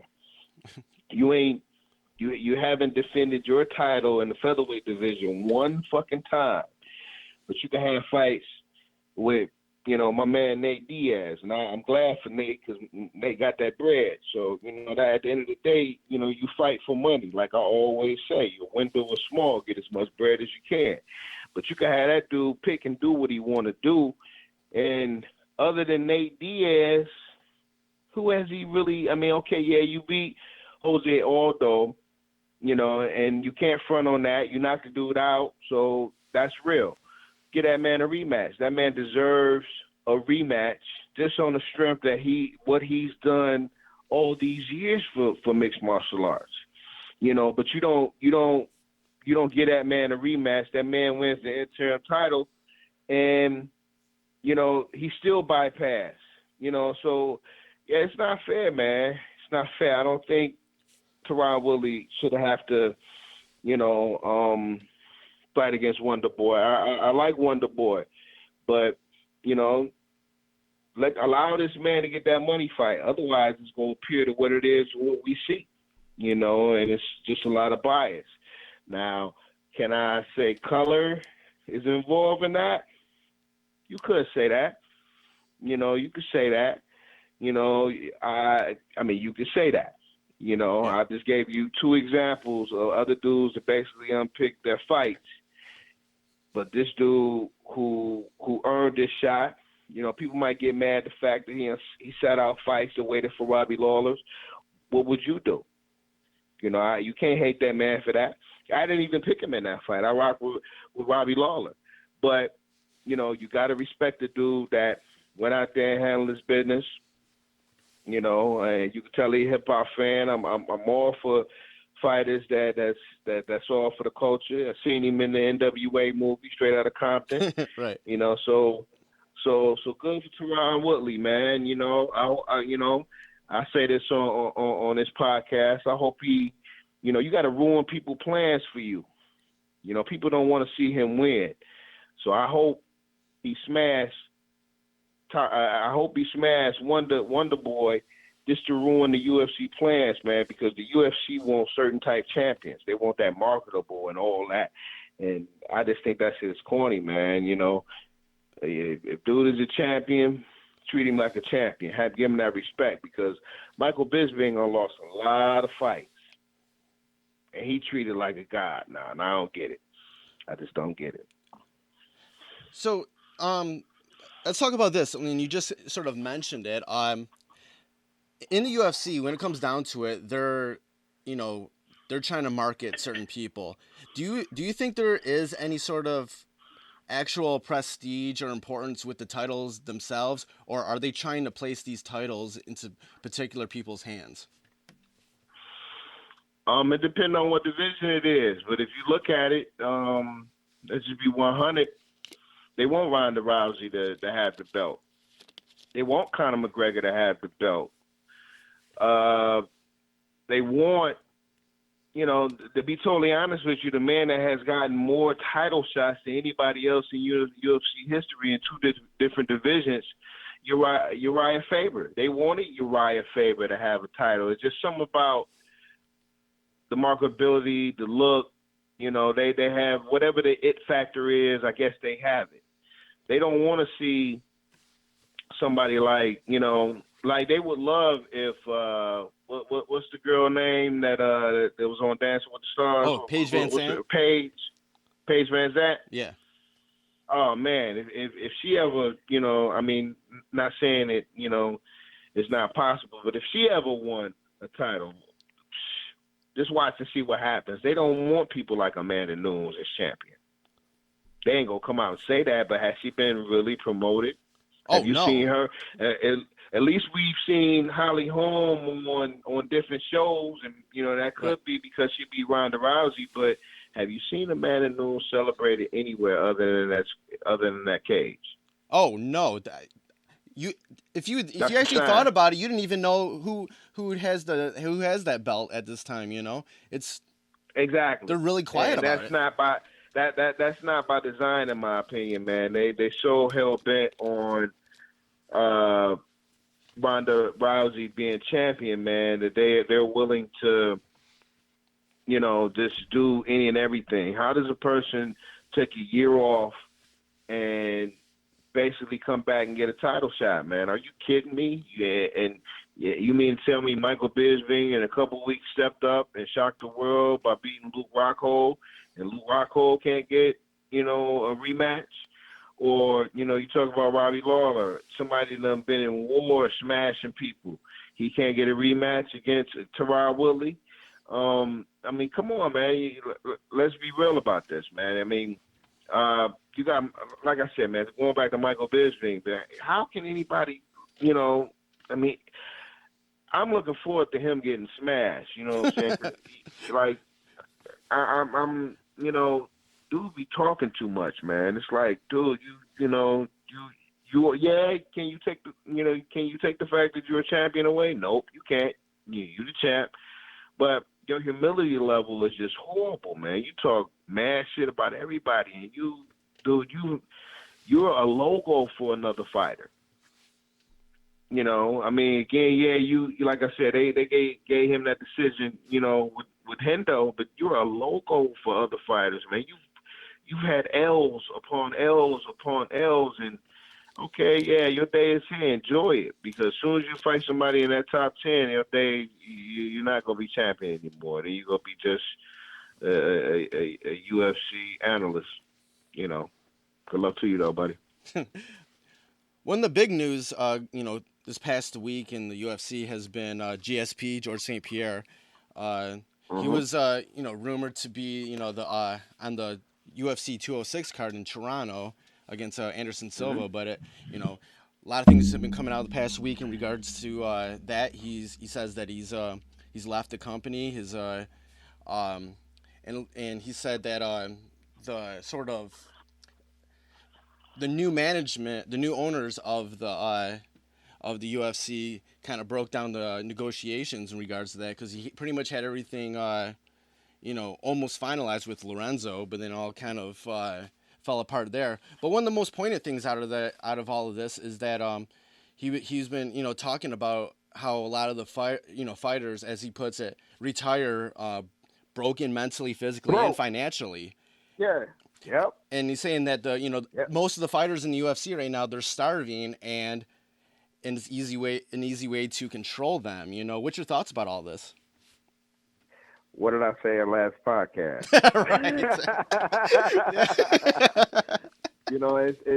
Look, and it's weird, and I say that so people go back and listen to the first podcast to catch up. But unless you're a certain fighter name, you've earned that,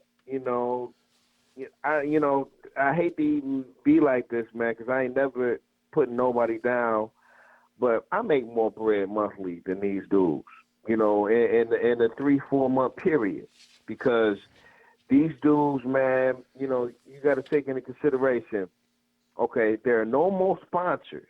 They don't get a chance to, rock whatever logo they really repping in that cage, man. They have to rock UFC. They got to rock UFC Reebok apparel. Well, let's say hypothetically you got 15 fights on an independent level, but that independent level, you're getting, let's say on the low end, you're getting 30,000, 40,000 sponsor. You getting that per whatever period it is for you to, go through fights. You getting, if you got 4 or 5 sponsors and they added up to 30 G's, okay, them sponsors is getting you through them monthly bills. When you follow your dreams, whether it be music, whether it be this, that, or other, remember, bills don't ever stop. So, I think sometimes people don't, they don't think fighters, are human beings, man. They just think certain things are just automatic, and you have to pay the cost to be the boss.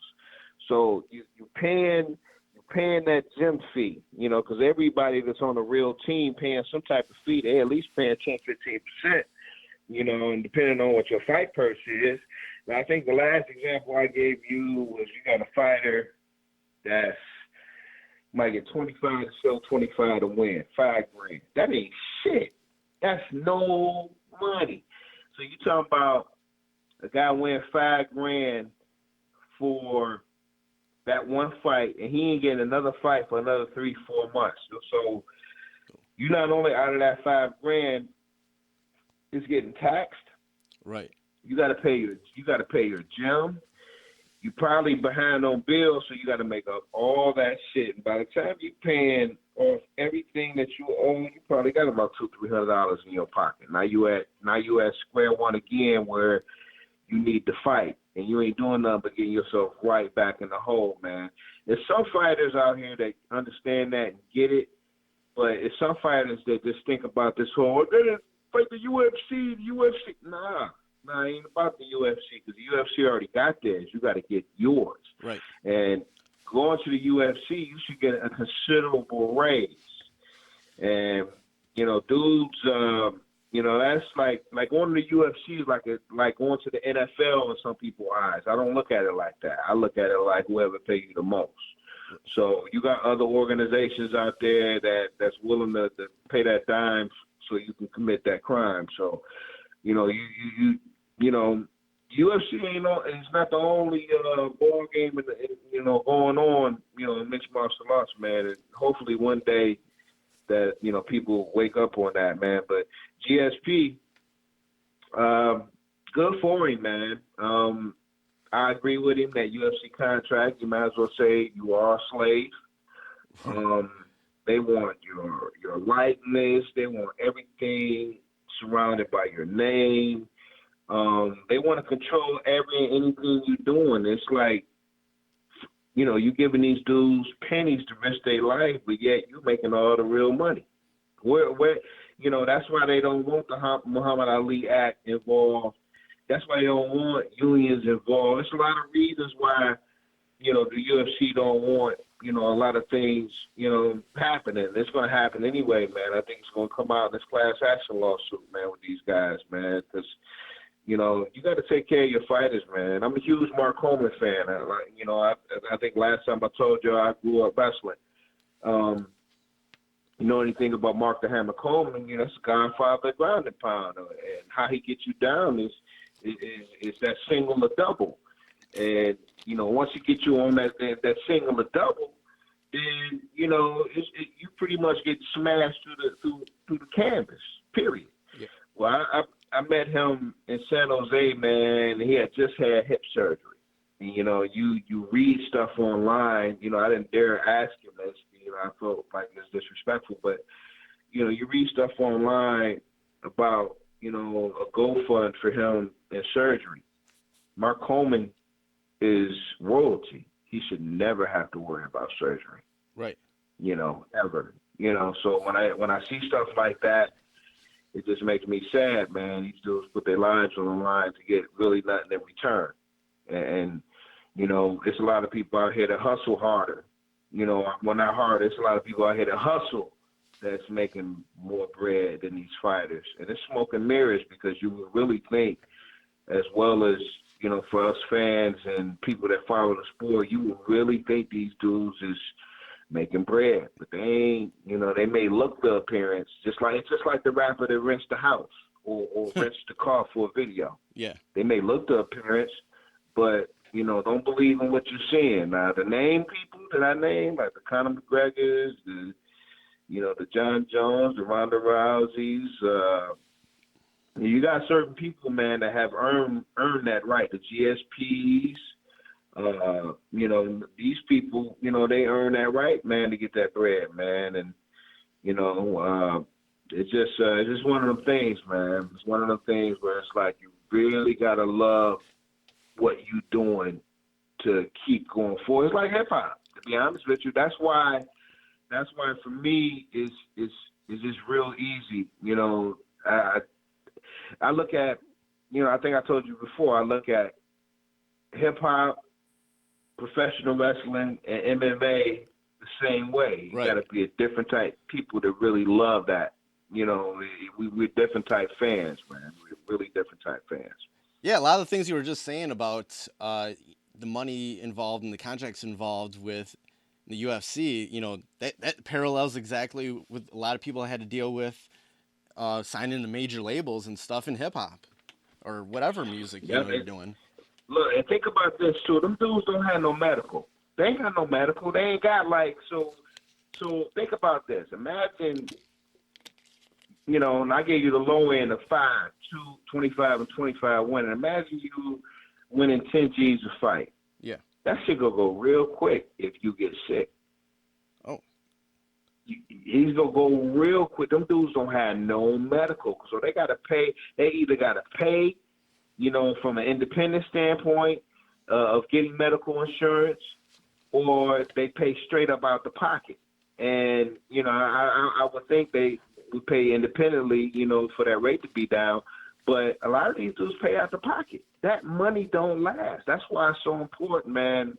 One bad move, you can settle for less. One bad punch or one bad kick, man, you'll be a vegetable. Some dudes, man, when we see the big, huge spectacles, the fireworks and the confetti, sometimes that shit costs more than what the fighter's even taking home, man. So people really need to think about that, man. Are they fighters? Sure. But they're entertainers as well, and they need to be paid for it. Yeah, and the legal team that GSP has right now, they've come out saying that these contracts are really archaic, and saying that that there's possibility that they might be helping other fighters. It's going to fight these contracts because they're so archaic. And for me, when you look at all this stuff that's going on, if you're a fighter on a UFC card, whether it's, the preliminary or the main card, and you are at these UFC events, these big UFC events, there should be some sort of minimum that you make that's a lot more than what they're making. Okay, now I'm going to break it down for you even tougher than that. Okay, one of the biggest hang-ups, or the biggest hang-up, is the Reebok deal. Okay, now although George would probably max out on what he would get for a veteran UFC fighter, it's way lower than what he makes for Under Armour. So why should he come back and take a huge pay cut than to rather sit out here and fight for what he believes he should be compensated for the money he's going to lose? Because the man is under contract with Under Armour. He was on a contract with and that's the thing. His contract is the old contract. He never he never fought in Reebok before. So you remember, he had the old contract. So when he talk about, we're negotiating this new thing, this new deal, that's to include the Reebok sponsorship. So he's up under this dinosaur contract. He's not even up under this new contract. So people can say whatever they want, but the bottom line is he should be compensated, similar to how Brock Lesnar was compensated when he came back for his one fight, man. I'm gonna have to go back and look at the film, but I wonder if Brock Lesnar is he's sponsored by that beef jerky company. I wonder if he was allowed to wear some of that. But I know he had the Reebok on, but them dudes paid this guy a lot of money to wear that brand. So that had to be a negotiating point with him to even come back. Because how do you not show who your sponsor is if like you see it in the WWE, he always got the beef jerky The Jimmy John That's stuff. why I don't know why. Yeah. Exactly. And the Jimmy John, he always got that. I'm gonna go back and look to see if he was allowed to have some of that stuff for the UFC fight, man. But it does not make sense from a financial perspective to give up. If he got $1 million deal with Under Armour, and that's low end because that's a $1 billion company. But if he got a $1 million sponsorship with them dudes, why is he gonna take 25, 35 grand per fight with UFC? With that, you lowballing yourself. Okay, do he probably get pay-per-view points? Sure he does. He's GSP, but he was up under the old contract before the Reebok deal was even in the mix. So he can't fight up under that old contract. So you gotta give him a new contract. And just like the lawyer said, that shit is. I've been, like I said, I've been hearing mama for a long time about these type contracts, man. And I've heard people say slaves, you might as well be a slave working for UFC because they don't list you as a fighter. I think they introduce you as an independent worker or a contractor or something like that. It's like a language that they have in there to where you're not even a fighter. It's like they lease your service or something like that. It's don't quote me on it, but yeah, it's something that's real corny. Like, wow, really? And it's independent contractor or something like that. Yeah, I think WWE contracts are similar to that too. Right. That's why you see the likeness and stuff. Like fighters don't have a piece of that. That's why when you see them in other organizations, they have different names and stuff like that. But it's similar. It's similar to that. Right. All right, let's switch topics. Let's do some Bellator talk. There's a Bellator fight coming on this Friday, headlined by Shlemenko versus Grove. Who do you have in that fight? I'm rooting for Grove. He's fighting Kendall Grove, right? Yeah. Yeah. Yeah, old UFC fighter, man. I like Kendall Grove. He brings it. Shlemenko, to me, I'm still disappointed in him from his last outing, man, when he popped positive, man, for them steroids. So even though it came back that, it was something that was tainted or whatever, he kind of got off of it, but, he's been gone for a minute, man. I think inactivity is going to be his downfall, man. So I'm taking Kendall Grove there. And I'm curious to see what Bobby Lashley is going to look like tomorrow, man. I'm not really familiar with the guy he's fighting, but I'm pretty sure we go see some wrestling in that fight, and I'm pretty sure we go see some ground and pound. Right. Yeah, and then also in Bellator, they just announced January 21st, the forum in LA. It's going to be the bad guy returns. Not talking about Razor Ramon, the American Gangster, Chael Sonnen versus Tito Ortiz.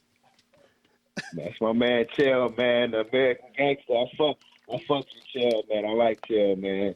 Fuck Tito, man. I mean, I hate to, no, I don't hate to say that. Fuck Tito, man.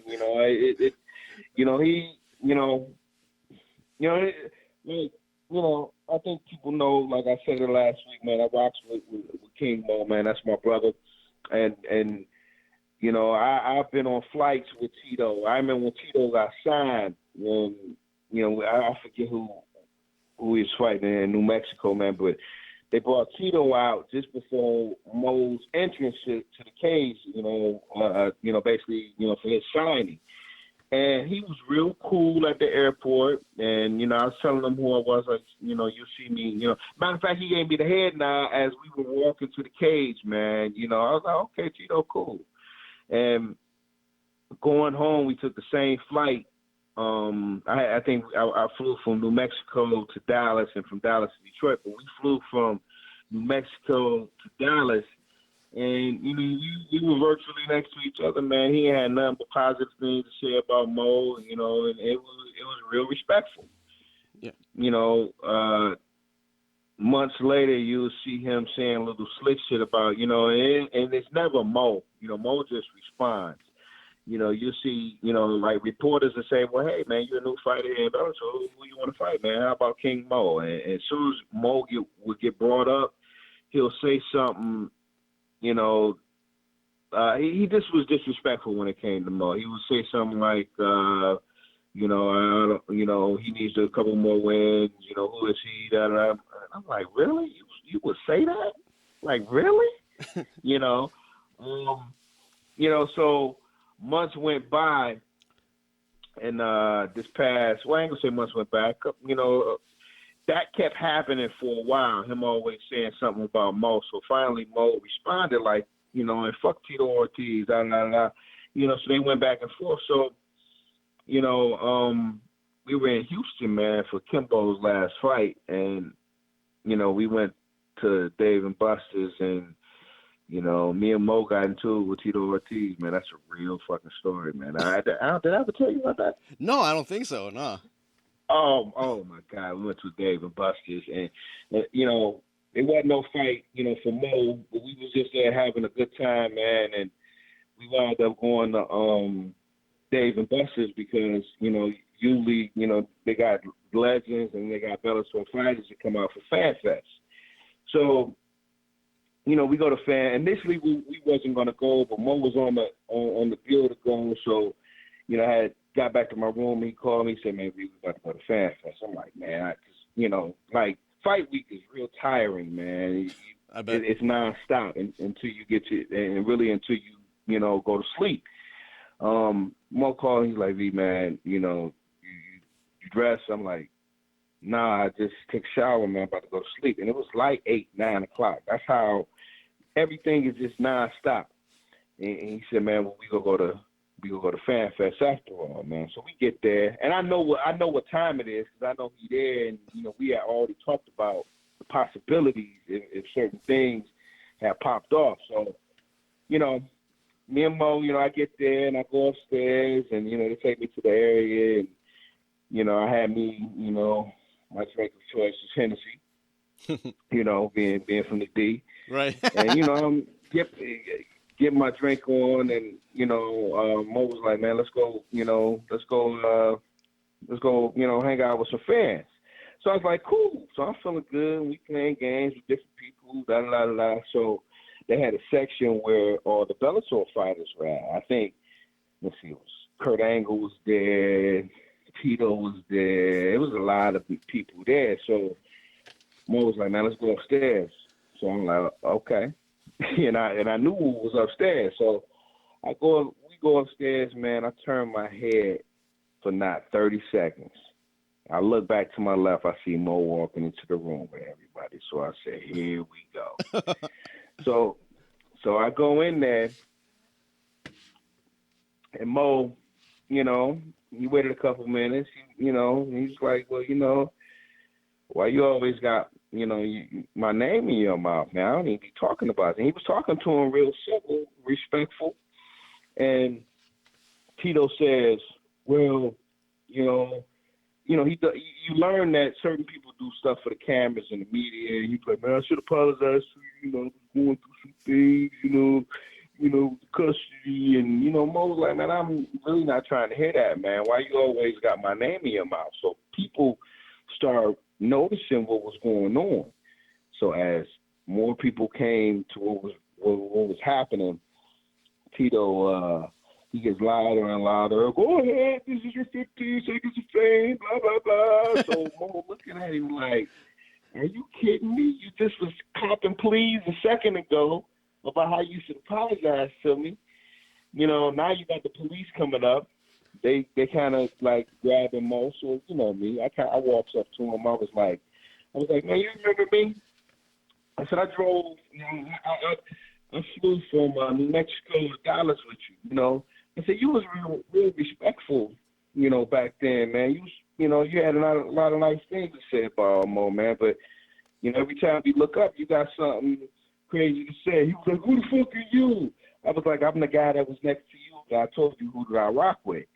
And, He was like, "Oh, go away, man." I was like, "Okay." I was like, "You're a Trump supporter, right?" He was like, "Yeah, fuck yeah." I was like, "Yeah, you're Hispanic, man. You gonna be washing his windows if he get in office, man." He was like, "You motherfucker." So needless to say, after that point, the police kind of like, I ain't gonna say they grabbed me, but they was like, "Come on from over here, da da da da." So me and Mo, we walked outside. We left the venue, man, and we laughed about it. But he was like, "You motherfucker!" I told him, "Motherfucker, he was gonna be washing windows." Yeah. Yeah, that's Then wild, I woke up the next day. Look, I woke up the next day like, damn, did that shit really happen? That shit really, and it was the Hennessy. Man. True story, man. True story. As Prodigy said, man, the Hennessy got my mind tripping. Hey, that's how it was, man. But I don't regret none of that, man. It just showed me that Tito is. I mean, he is who he is. You can never front on what he's accomplished in mixed martial arts. I'll be a hater to say anything other than that. But as far as like the person I've been around, he's a broad, man. And I hope Chael Sonnen smash his ass, man. I'm rocking with the American gangster, man, because he's a people when they think about Chael Sonnen, man, they think one side, man. Chael Sonnen, when Mo was fucked up with a staph infection, and Dana terminated his contract with the UFC for that, for the comment he made about the Las Vegas official. Before he signed with Bellator, Chael Sonnen hit him up on some real shit, man. I got a lot of respect for that dude, man. I ain't never met Chael Sonnen, man, but just hearing that story, I got a lot of respect for him, man. So I support that dude, man, and good luck to him. I hope he beat the fuck out of Tito. Yeah, that's what's up, man. Yeah, the Sonnen Ortiz match is 2 days before my birthday, man. So I'm thinking about maybe taking a trip out there. Oh, well, it's gonna be in Anaheim, right? It's gonna be at the it's gonna be at the Forum. Yeah. Oh, it's gonna be at the Forum. Oh, you know what? Damn, we might have to do that, man. We might have to do that. I'm gonna talk to Mo too. He might be at that event. Yeah. Yeah, it's 2 days before my birthday, man. That's a good ass idea, man. I might have to make some calls on that. That's real shit. Oh yeah, that'd be a great way to celebrate my birthday. Yeah, man, dude. Okay, thanks for putting that shit in the air, man. Look, I'm gonna speak on it, man. We gonna talk about that real soon. Cool. Yeah, and before we close out the this week's podcast, that's I want to talk about some pro wrestling stuff. This past week, Goldberg made his return to the WWE ring to answer Brock Lesnar's challenge. Were you ever a Goldberg fan?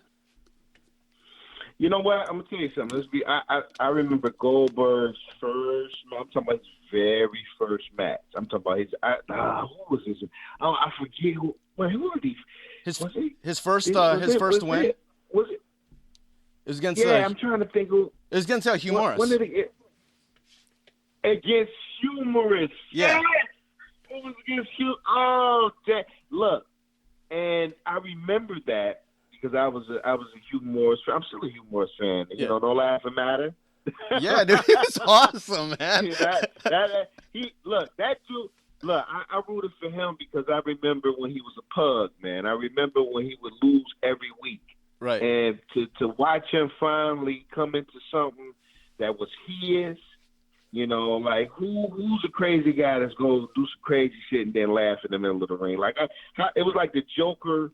It was like the Joker inside of a wrestler. Like that was some real shit. But yeah, I remember that. And at that time, I was like, wow, this dude got potential. And then every week it grew. Now, initially, I wasn't the guy that was like, Goldberg. Nah. But after you see this motherfucker 50, 60 times, man, and it's the same shit against legitimate people, of course, being a wrestling fan, we know the drill, but it's only a few that have that it. And he had that it, man. You can't teach the it. It's either you have it or you don't have it. Right. And he had the it, and it came at a perfect time. And I became that Goldberg fan, man. It was like his entrance alone was worth, just him walking to the ring and stopping in the middle of those sparkles, and soon the sparkles go off, you see the smoke coming out his nose and mouth, and like that was blood. That was MMA reincarnated without it being MMA, if you really think about it. Oh, definitely. He came out with the gloves. He had the look. The dope part about it is he really trains in MMA. He trains, he does it all the time. But he had a certain look, and that look just it took him over the top. And then his abilities in the ring, man. I mean, he was a big fella, man. But when you could pick big motherfuckers up and do the jackhammer and you spear big dudes, like you don't have to do much as a big guy. And he showed that, he had leg lock maneuvers. He could roll on the mat. I mean, he had a lot of shit to him, man. I mean, he definitely wasn't a one-dimensional fan, man, but I love the character. So to see that guy come out this week, to see the fans, like, I don't never be on this type of shit, but I'm an older dude, man. So I know where this shit come from. And to see him get that love in the ring, it made me feel like I was a kid again, man. Because definitely, like that was a moment, man. I didn't know what to expect, because us as wrestling fans, we could boo you in a heartbeat and not give a fuck that it's a live show. Right. But for him to get the reception that he got, like they chant. Look, what's dope about it is when it's a dope moment when the WWE, anytime it goes over 11:04, 11:05, 11:06, and it goes into the 7s, 8s, 9s, 10s, 11, 12s, they're paying a certain amount of dollar for every minute that it's on the air. So they knew it was a moment, yet they still kept that shit live, and they let him embrace the moment. It was very, for any wrestling fan, it was an emotional moment. Like, wow, you really appreciated, seeing that dude. And then, like, for him to soak in the moment, because you could tell it got to him because he hasn't been in the ring that long. Right. That was real. That was a real moment. So to see him get in there and embrace it and then give the best Goldberg interview of all time, man, Bill Goldberg wasn't a talker. So for him to get in there and express himself, I don't know how this is going to play out, but I just appreciate this moment. And I think that if you had doubts about buying this next pay-per-view or whenever him and Brock, getting that square circle with each other, if you got doubts about that, think again, you need to get this, because I can remember them wrestling for the first time and it hurt my feelings. So I'm looking forward to seeing the match that we should have seen many moons ago. I'm not saying they're going to be on the same level youth-wise and stuff like that. Well, Brock's a monster anyway. But I think Bill Goldberg is going to surprise more people than, you go expect. I'm not going to say we going to have the old Goldberg, but if we got the old Goldberg, I wouldn't be surprised. Because, this is what wrestling is about, man. It's about waiting for your favorite album to come out. The shit that you've been anticipating all year. That one album that you just, God, I can't wait to it. You got the calendar up and you put X's on the date. Like, you waiting for this shit, man. So I really hope, if it's any indication of what could be, this past Monday, man, this could be, great, man. So, I think as wrestling fans, man, we all need to, embrace it and celebrate it straight up. Right. Like when he was his original run in WCW, I wasn't much of a Goldberg fan. I thought it was kind of corny, and I was like, and I celebrated. Manufactured and made up.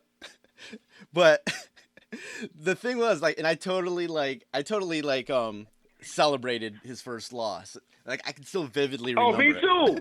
You talking against Kevin Nash? Yeah.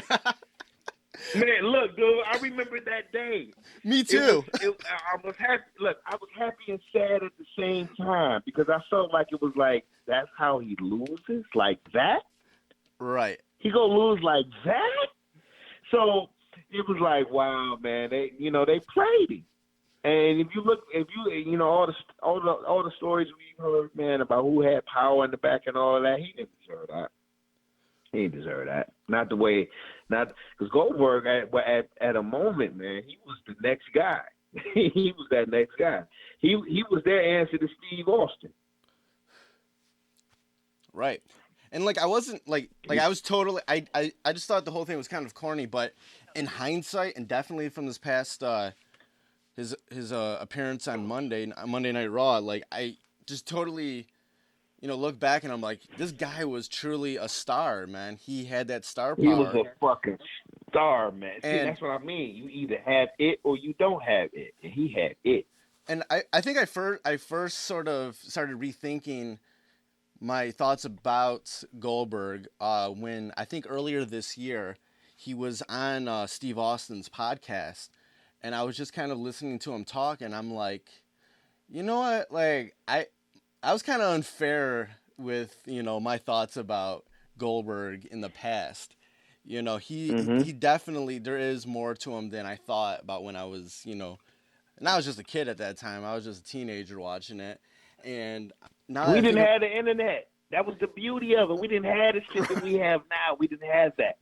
Right. It's like, wow, we didn't have that, and all we believed is what we seen. And if we didn't have them 1-800 numbers, then when you pay $3-4 a minute to get information, you can get this information. So, the internet has helped us, either like or dislike a person a lot more.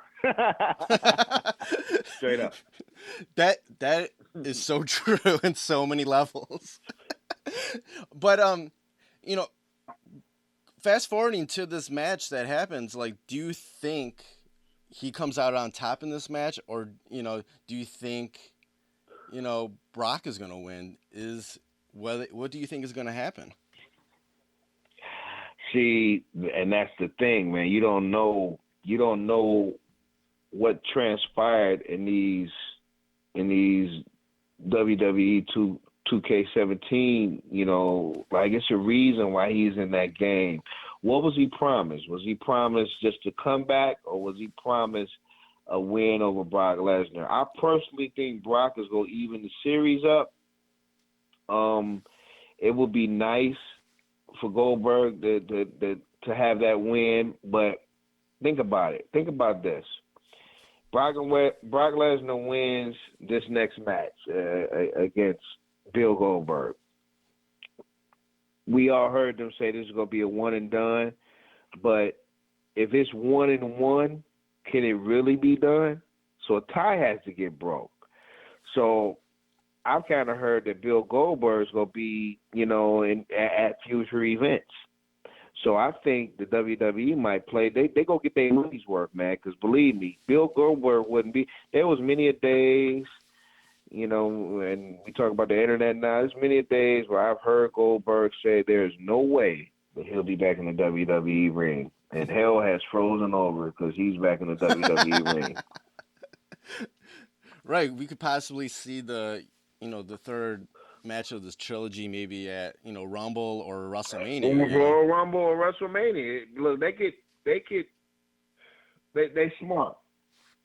The WWE is smart. I don't like the creative writing team right now, but how they play shit out generally is smart, and they can spread this shit over a 3-4 months period to the next 3-4 month period. By that time, it's WrestleMania. So, depending on how they want to do it, man. But I know somehow, some way, I keep going back and I keep thinking Shane McMahon said it ain't over between us, talking about him and Brock Lesnar. So somehow Shane's gonna play a major part in this Bill Goldberg Brock Lesnar fight. I just got a funny feeling. They can go so many different ways, man. We could see Shinsu come up. You know, we can see him go against Brock. We can see Samoa Joe go against Brock. I think everybody wants to see that. You Everybody know, wants to just see that. imagine that. Samoa Joe against Brock Lesnar. There's a lot of That people shit that would want to be see ill. that. They want to see that Samoa Joe Brock Lesnar match. That would be so out cold, dude. And Joe's music is by far my favorite intro music in professional wrestling. I love. No, what it reminds me of? It reminds me of like the music from like Street Fighter or some shit like that. It's just so serious, straight to the Right. point. Right. But I mean, in the place that Brock Lesnar is these days, do you think he's open to losing a match though?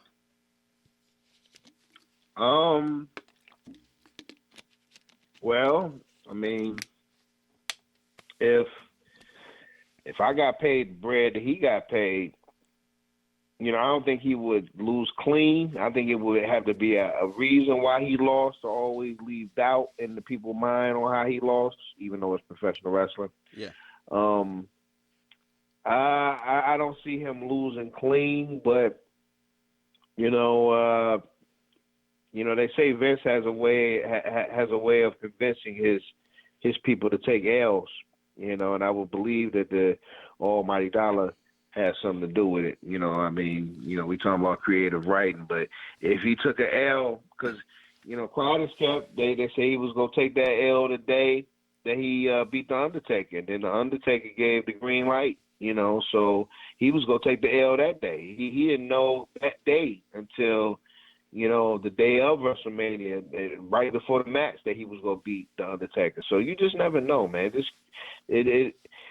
Sometimes I wish I was a part of the creative writing team, man. They should have fans like us back there, like when you see a motherfucking man, writing something, and you're like, wait a minute, hold up, man. As a fan, I don't see that shit, man. You know what I see? You want that input, I wish I could be a part of that team to just be like, nah, I don't see that, man. That wouldn't be hot, man. The fans wouldn't feel that, man. They'll see through that shit, man. Because I'm generally on the side of the fans, man. We all see through the shit because we fans first. We don't like when shit shoved down our throat. We don't like when some shit is you just know when it's bullshit, man. Don't try to feed me no crow, man. Speaking of which, how'd you like your favorite team coming back to SmackDown? Wait, who? The Spirit Squad.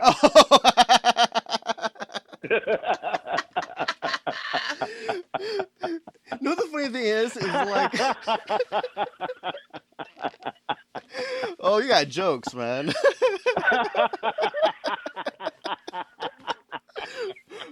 No.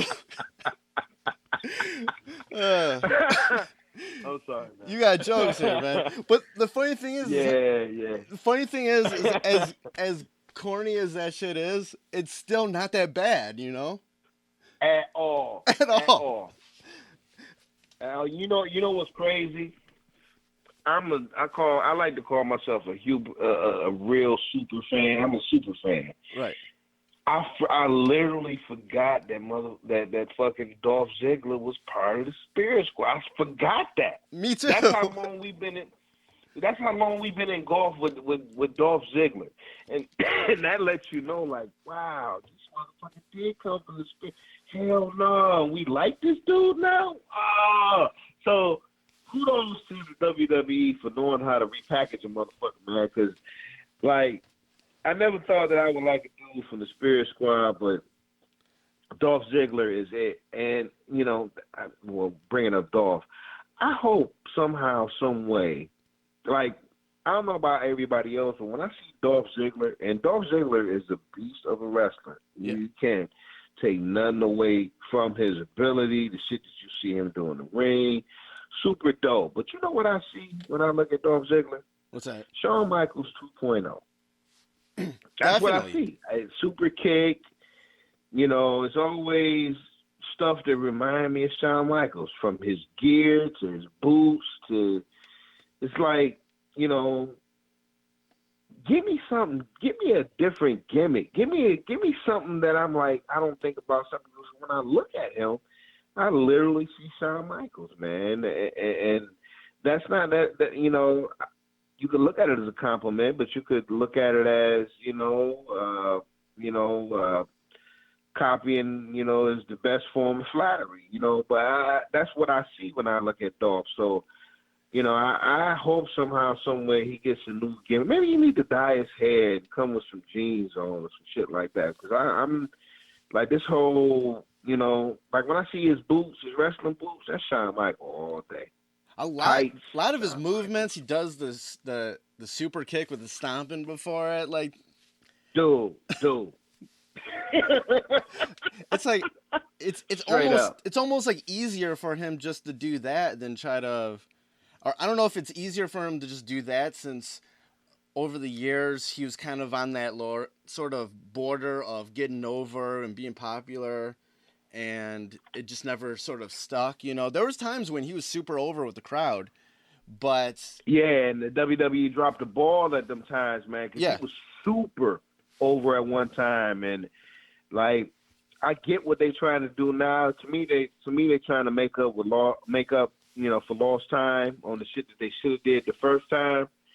But you know, I mean, if they decide to give him a run, good for him. But I just don't see it. Now, SmackDown, man, you know, AJ Styles is the face to run that place. You know, so you know, it's good for people like me and you that have been rocking with AJ Styles way before the WWE years. Yeah. You know, for me, I could sit up and be like, man, I've been watching that dude a long time. So to see him winning right now and have a part-time schedule, because all he got to do is show up for SmackDown and I think weekend road events or something like that, man. And he has control of all his merchandising, which a lot of wrestlers don't do, and that's because he decided to take the Tech 9 route, and taking that Tech 9 route paid off for him, you know, big time, because, you know, he's not only the champion, but he owned all his own shit. So good for him. Yeah, definitely. And ever since he premiered, it's just been at Royal Rumble, man. It just been high level since then, man. It's been great ever since. You know, there hasn't been, everything's been super. He's been doing some high level work. Doesn't matter who he is, you know, he's been working with, and that's something that he's always been good at. Whoever he's in the ring with, like, he actually makes them look better and is able to elevate the match. Doesn't matter what's going on. You know, that's what makes him so good. You know what's super dope? It's not a coincidence that his last name is Styles. Definitely. I fucks with AJ, man. Good for him, man. Good or bad guy, I always rock with him. Right, definitely. All right, let's close out this, this week's Knuckle Up.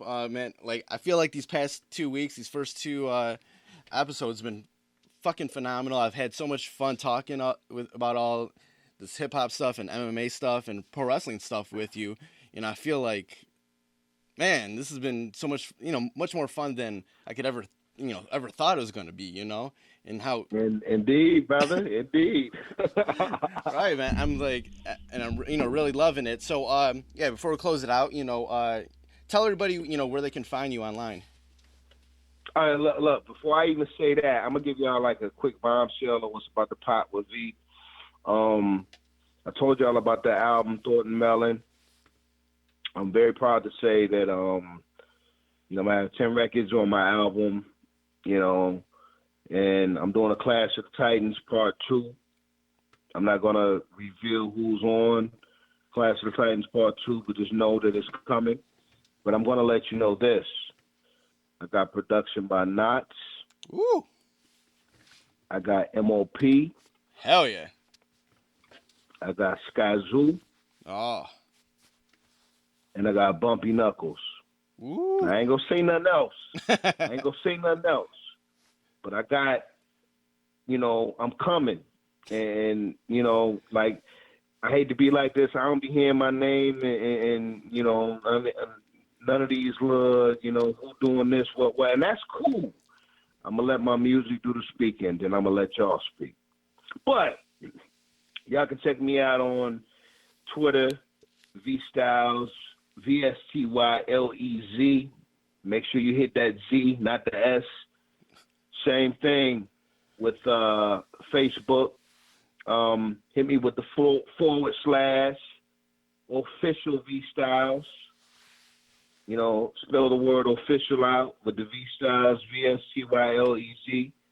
On Instagram, hit me at the Vstylez, at Vstylez, Vstylez. And I answer all, positive and, positive questions. And, you got questions for me, hit me with them. If you hit me with some bullshit, chances are I might hit you with some derogatory shit and block you. But, that's the name of the game. Get out that Dikembe Mutombo. Boom. Hit me there. Hey, and most importantly, catch me at Fresh is the word every week. Knuckle up. All right. See you next week. Goodbye. Peace out. Fresh is the word.